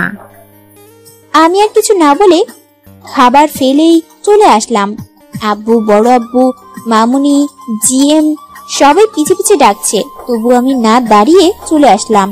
সত্যি তো, ভাইয়া আমার জন্য না খেয়ে আছে আর আমি কি করে খেতাম? রিঙ্কি, এবার তুই শান্তি হয়েছে? নে, এবার মেয়েটাও না খেয়ে চলে গেল। কেন শুধু শুধু বকতে গেলি বলতো? রুহি দেখ, সামান্তা যা করেছে সেটা একেবারে অন্যায়। আমরা তো শুধু আদনানকেই দোষারোপ করে যাচ্ছিলাম, যেখানে ছেলেটা একেবারে নির্দোষ। তুই যদি না বলতিস তাহলে তো আমি জানতেই পারতাম না। হয়েছে, এবার খাওয়া স্টার্ট করো। খাবার ঠান্ডা হয়ে যাচ্ছে তো। আর রিঙ্কি, খাবার খেয়ে একটু তাড়াতাড়ি চলে আইসো। আরোহী একটু হেসে বলল, হ্যাঁ রিঙ্কি, তাড়াতাড়ি যাস, না হলে তোর হাজবেন্ড তোকে অনেক মিস করবে ইয়ার। রিঙ্কি একটু লাজুক হেসে সেও খাবারে মনোযোগ দিল। আদনান বারবার উকি দিয়ে দেখছে সবার খাওয়া শেষ হয়েছে কিনা। সবার খাওয়া শেষ হলে তারপরে সে খাবে। পেটে অলরেডি ইঁদুর দৌড়াচ্ছে খিদায়। সামান্থারও সেম অবস্থা। সে মনে করেছে আদনান খাচ্ছে, তাই সে অপেক্ষায় আছে কখন খাওয়া শেষ হবে আর সে খাবে। অপেক্ষার অবসান ঘটিয়ে সবার খাওয়া শেষ হলো। সামান্থা তাড়াতাড়ি কিচেনে চলে গেল পাতিলে খাবার আছে কিনা দেখার জন্য। সামান্থা খাবার দেখিয়ে সেও প্লেটে খাবার বেড়ে কিচেনে খাবার খাওয়া শুরু করে দিল। আদনান একটু পরে কিচেনে গেল। এ কি সামু, এখানে কি করছে? সে যাই করুক, আমার কি? সামান্থা খাবার খাওয়ায় এতটাই মগ্ন যে আদনান কোন দিক দিয়ে খাবার নিয়ে চলে গেল সেটা টেরই পায়নি। সামান্থা খেয়ে সবকিছু আবার আগের মতো করে রেখে দিয়েছে, যেন সে খায়নি। কিচেন থেকে বেরিয়ে এসে দেখলো আদনান ডাইনিং এ বসে একমনে খেয়ে যাচ্ছে। এ কি, ভাইয়া তো দেখছি খাবার খাচ্ছে, আর খাবার তো সব কিচেনেই ছিল। তাহলে ও মাই গডনেস, তার মানে আমি যখন খাওয়ায় মনোযোগ ছিলাম তখন ভাইয়া এখান থেকে খাবার নিয়েছে আর আমি বুঝতেই পারিনি। আবার খাওয়া অলরেডি শুরু করে দিয়েছে। সামান্থা কিছু না ভেবে সিঁড়ি বেয়ে আস্তে আস্তে উপরের রুমে চলে গেল। আদনান একবার তাকিয়ে সেও খাওয়ায় মন দিল। বিকেলে ছাদে দাঁড়িয়ে আছে সামান্থা। বাতাসে তার চুল উঠছে। আজ সে চুল বাঁধার চেষ্টা করছে না, দূর আকাশের লাল আভার দিকে এক মনে তাকিয়ে আছে, যেন সে এই মুহূর্তে লাল আভায় হারিয়ে যাবে। ছাদে কারো উপস্থিতি টের পেয়ে পেছনে তাকালো সামান্থা। আদনান পকেটে হাত গুজে পেছন ফিরে দাঁড়িয়ে আছে। দুজন দুই দিকে মুখ করে, একজন পূর্ব দিকে আরেকজন পশ্চিম দিকে। কিছুক্ষণ পর আদনানের মুঠোফোন বেজে উঠল। তাকিয়ে দেখলো জুই কল করেছে। আদনান একটা মুচকি হাসি দিয়ে কলটা রিসিভ করলো। সামান্থা ওর দিকে এক দৃষ্টিতে তাকিয়ে আছে, তাই আদনানের মুচকি হাসি ও চোখ এড়ায়নি। হ্যালো জুই, কেমন আছো? যদিও আমি জানি তুমি ভালো আছো। তুমি তো আমি ভালো আছি কি না মন্দ আছি সেটাও জানো দেখছি। জানবো না তো কি করে হয়? আচ্ছা আদনান, তুমি কি এটা আমার সাথে ঠিক করেছো? বিড়িতে চলে গেছো আর একবারও বলনি আমায়। আমার কত ইচ্ছে ছিল তুমি যখন যাবে তখন আমিও তোমার সাথে যাব, তার হলো কই? অ্যাকচুয়ালি জুই একটা কাজ পড়ে গিয়েছিল, তাই তাড়াতাড়ি ফিরতে হলো, আর তোমাকেও জানাতে পারিনি। আর আমার সাথে আসনি তো কি হয়েছে, এবার চলে আসো, আমাদের বাসায় থাকবে তুমি যতদিন তোমার ইচ্ছা, আর আমি নিজে তোমায় রিসিভ করতে যাব। সত্যি? ঠিক আছে, আমি এই কয়েকদিনের ভিতরেই আসার চেষ্টা করছি। ভালো থেকো কেমন? কথাটা বলেই জুই কল কেটে দিল। আদনান সামান্থাকে জ্বালানোর জন্য ফোন কানে রেখে দিয়েছে, আর বেবি জানু এমন করছে। সামান্থা আর এক মুহূর্ত না দাঁড়িয়ে চোখ মুছতে মুছতে চলে গেল। আদনান সেদিকে তাকিয়ে একটু বাঁকা হাসি হাসলো। সামান্তা খানের জ্বলন হচ্ছে, চলো আরো ভালো করে চলো, চলতে চলতে শেষ হয়ে যাও। এখন কষ্ট লাগছে, আমারও কষ্ট হতো, বাট তুই বুঝিসনি। এবার দেখ কষ্ট কাকে বলে। এখন থেকে প্রতিনিয়ত কষ্টই পাবি তুই। কষ্টই হলো তোর একমাত্র সঙ্গী। আমার কথা বিশ্বাস না করার ফল এবার হাড়ে হাড়ে টের পাবি। রুমে এসে দরজা বন্ধ করে ওড়না একদিকে ফেলে হাত পা ছড়িয়ে ছিটিয়ে কান্না করছে সামান্থা। আদনান ভাই এত তাড়াতাড়ি চেঞ্জ হয়ে গেল। আমেরিকায় গিয়ে গার্লফ্রেন্ডও পটিয়ে ফেলেছে। ভাইয়া তো আমায় কথা দিয়েছিল আমাকে ছাড়া আর কাউকে ভালোবাসবে না। তাহলে আজ আমি যা শুনলাম সেগুলো কি ছিল? এটা হতে পারে না। আদনান ভাইয়া শুধু আমার, তাছাড়াও মেয়েটা তো আমাদের বাসায় থাকবে। কি করব আমি? আমার সামনে ভাইয়া এই মেয়েটাকে নিয়ে ঘোরাঘুরি করবে আর আমি বসে বসে দেখব। ও গড, এটাই কি হওয়ার ছিল? আমি কেন এখনো কষ্ট পাচ্ছি? কম কষ্ট তো ভাইয়াকে দেইনি। এখন বুঝতে পারছি ভাইয়া কত কষ্ট পেয়েছিল। আমি আর ভাবতে পারছি না, মাথাটা ভালো মতোই ধরেছে। এখন আপাতত কড়া করে লিকারের চা খেতে হবে, বাকি কান্না না হয় রাত্রে কাটবো।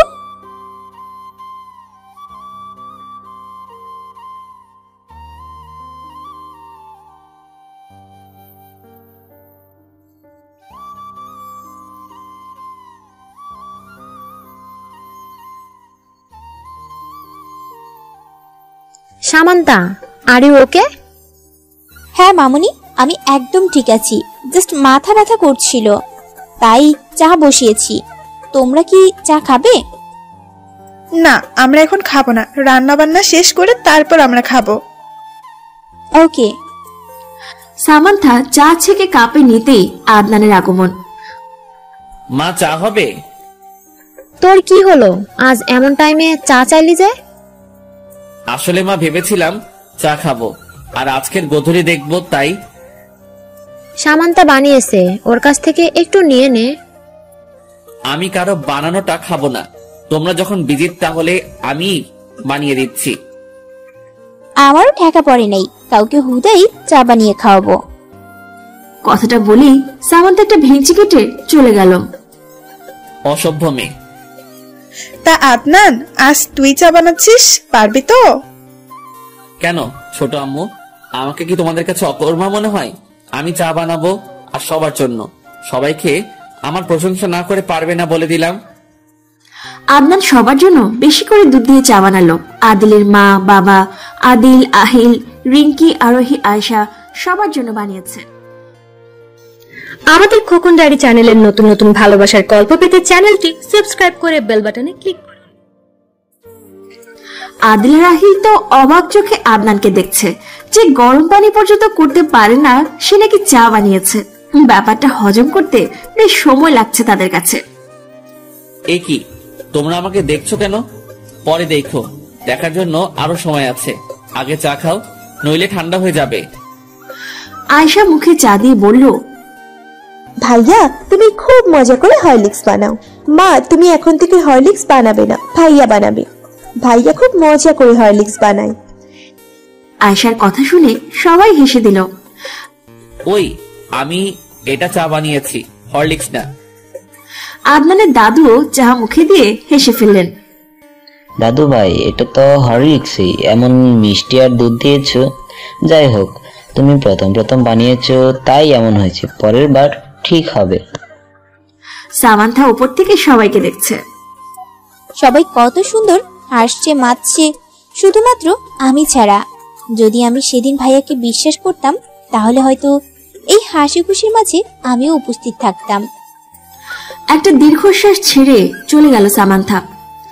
আদনান সবার দিকে একবার তাকিয়ে বলল, আমি তোমাদের একটা কথা বলতে চাই। বলো শুনি। অ্যাকচুয়ালি কাল আমার সব কলেজের ফ্রেন্ডরা আসছে, ওরাই আসতে চাইছে। এখন তোমাদের পারমিশন ছাড়া তো আমি ওদের আসতে বলতে পারি না। যদি তোমরা বলো তাহলে আমি ওদের বলবো ওরা যাতে চলে আসে। আরে এটা তো ভালো কথা, এটাতে আবার জিজ্ঞেস করার কি আছে? ওদের বলে দে ওরা যাতে চলে আসে। আমি আর রিঙ্কি সব খাবারের দিক সামলে নিব। ঠিক আছে মা, আমি এক্ষুনি ওদের বলছি।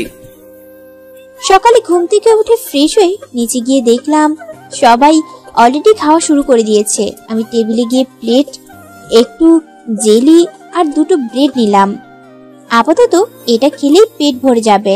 প্লেট নিয়ে সোফায় চলে গেলাম, না হলে আবার আদনান সাহেব খাবেন না। সকাল 12:40 দিকে গেটের দিকে হইচই দেখে এগিয়ে গেল সামান্থা। গেটে প্রায় 15-20 জন ছেলেমেয়ে দাঁড়িয়ে আছে। ওহ, তাহলে এরাই হলো আদনান ভাইয়ার কলেজ ফ্রেন্ড। মশার পাল কোথাকার। আদনান ভাইয়া এগিয়ে গিয়ে ওদের সবাইকে বাড়িতে ঢুকালেন। ওরা সবাই এক এক করে সবার সাথে কুশল বিনিময় করছেন। শুধু আমি নীরব দর্শকের মতো দাঁড়িয়ে দাঁড়িয়ে দেখে যাচ্ছি। আদনানের এক ফ্রেন্ড জুবায়ের অনেকক্ষণ ধরে সামান্থাকে দেখছে, আর সেটা কেউ ফলো না করলেও আদনান কিন্তু করছে। আদনান এগিয়ে গেল জুবায়েরের দিকে। হেই ব্রো, ওদিকে কি দেখছিস?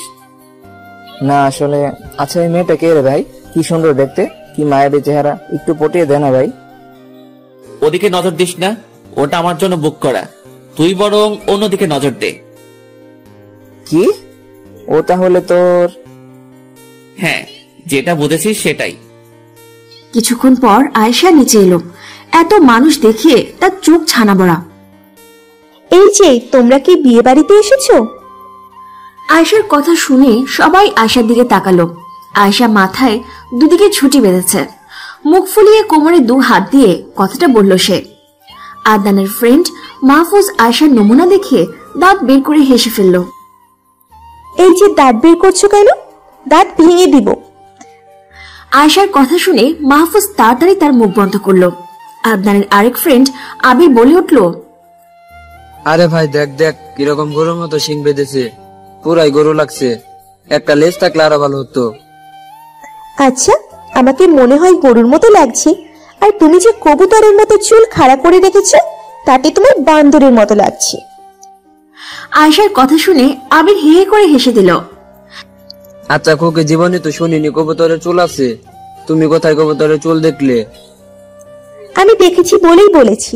এবার বলো, তোমরা কি বিয়ে বাড়িতে এসেছো? না না, আমরা তো বন্ধুর বাড়িতে এসেছি, বিয়ে বাড়ি কেন আসবো? তাহলে চা খেয়ে চলে যাও। বিয়ে বাড়িতে গেলে ভাত খেতে হয়। কেন গো, তোমাদের বাড়িতে ভাত নেই? আমরা তো ভাত খেয়ে যাব। তুমি এত কিপটু কেন? ওটা কিপটু নয়, কিপটা হবে। আরে আমি তো আদর করে কিপটু বললাম, আর তুমি তাহলে স্বীকার করছো যে তুমি কিপটা? আমি মোটেও কিপটা নই, তোমরা সবাই কিপটা। জানো না, কারো বাসায় গেলে চিপস চকলেট নিয়ে যেতে হয়, এসব না নিয়ে খাম্বাগুলো চলে আসছে। ঠিক আছে, এরপর তোমাদের বাসায় আসলে চিপস আর চকলেটের দোকান সহ নিয়ে আসবো। আর আমাদের যে ভাত খাওয়াবে ওটার খোটা দিও না, তাহলে যে মনে অনেক বড় ধাক্কা লাগবে গো।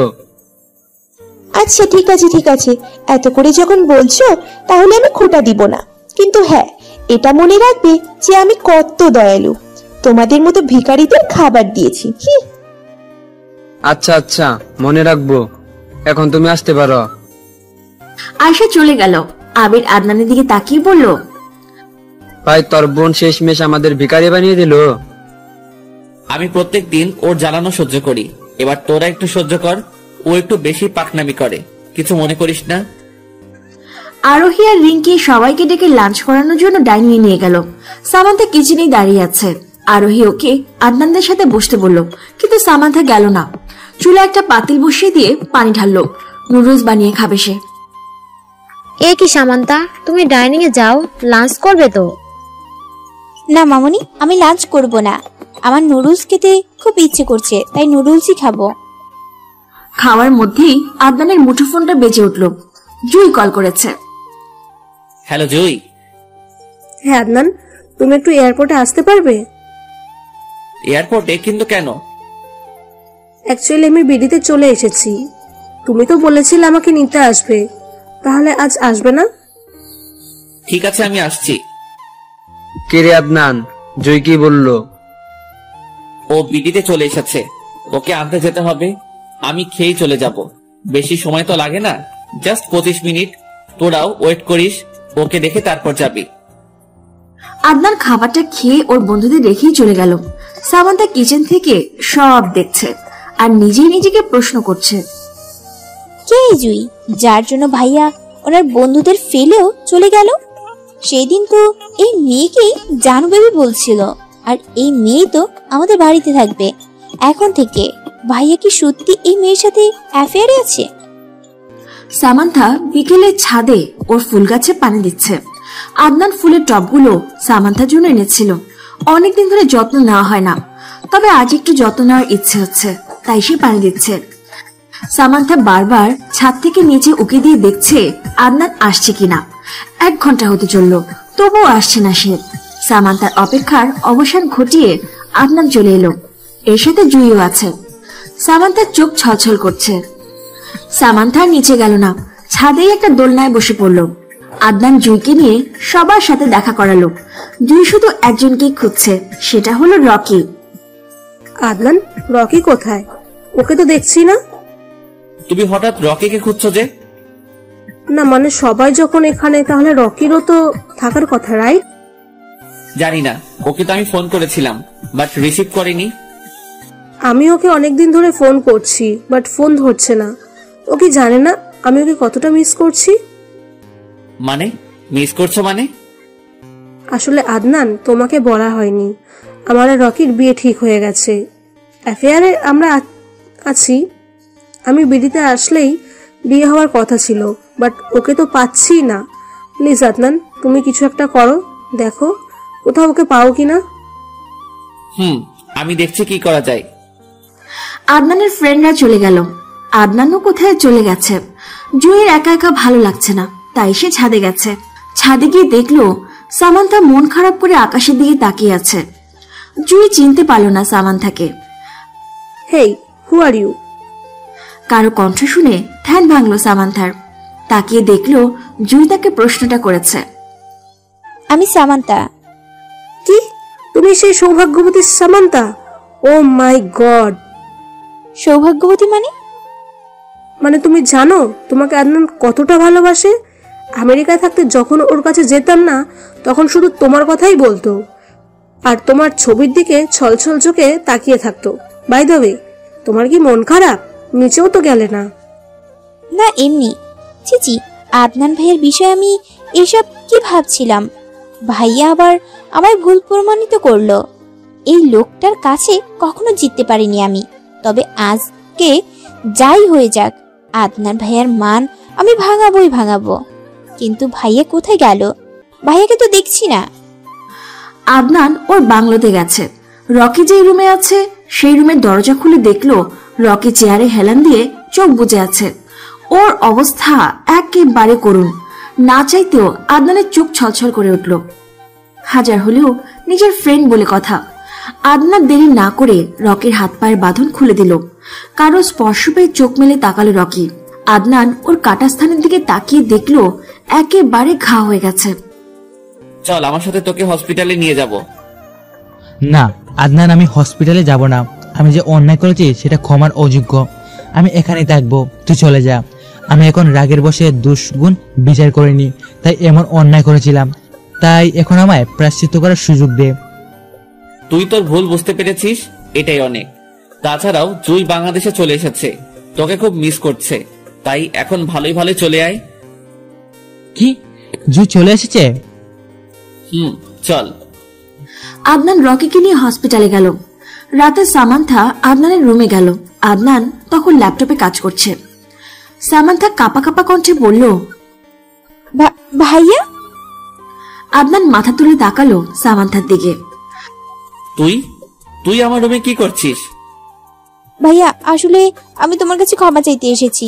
প্লিজ ভাইয়া, আমায় ক্ষমা করে দাও, আমাকে একটা সুযোগ দাও প্লিজ।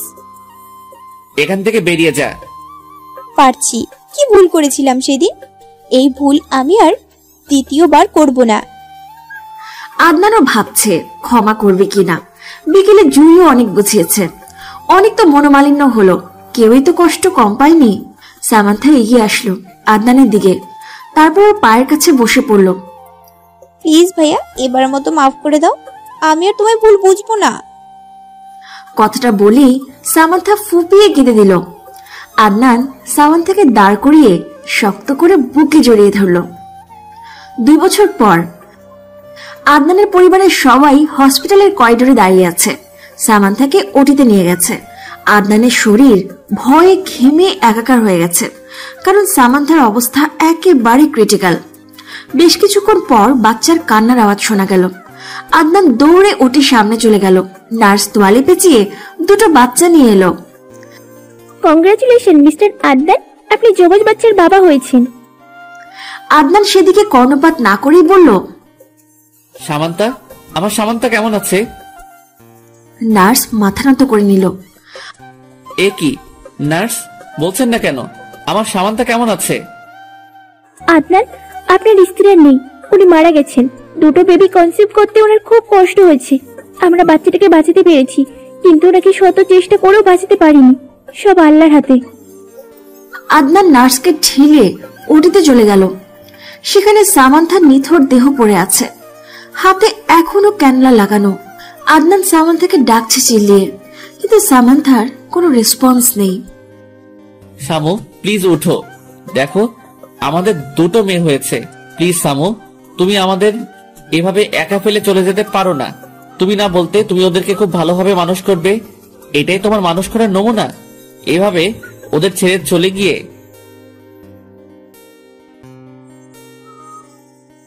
ছাদে বসে আছে আদনান, সাথে ওর মেয়েরাও আছে। দুজন দুপাশে গালে হাত দিয়ে বসে আছে, আর আদনান স্থির দৃষ্টিতে তাকিয়ে আছে দূর আকাশে। বাবা, আমার মা কোথায়? ওই দূর আকাশে, তাই না বাবা? মা আসে না কেন? জানো, মাকে না আমি খুব মিস করি, কিন্তু মা খুব পচা, আমাদের কাছে আসে না। আমি মায়ের সাথে রাগ করেছি। আদনান তার মেয়েদের জড়িয়ে ধরল। এইভাবে বলে না মা, তোমার মা শুনলে খুব কষ্ট পাবে। তোমার মা যে তোমাদের সব সময় দেখে। আদনান একটা দীর্ঘ শ্বাস ছাড়ল। সামান্তা, আমাদের ছেড়ে থাকতে কি তোমার খুব ভালো লাগে? খুব না বলতে তোমার অসীম ভালোবাসা দেখাবে আমাকে, এটাই তোমার অসীম ভালোবাসা? আদনানের চোখ থেকে 2 ফোঁটা জল গড়িয়ে পড়ল।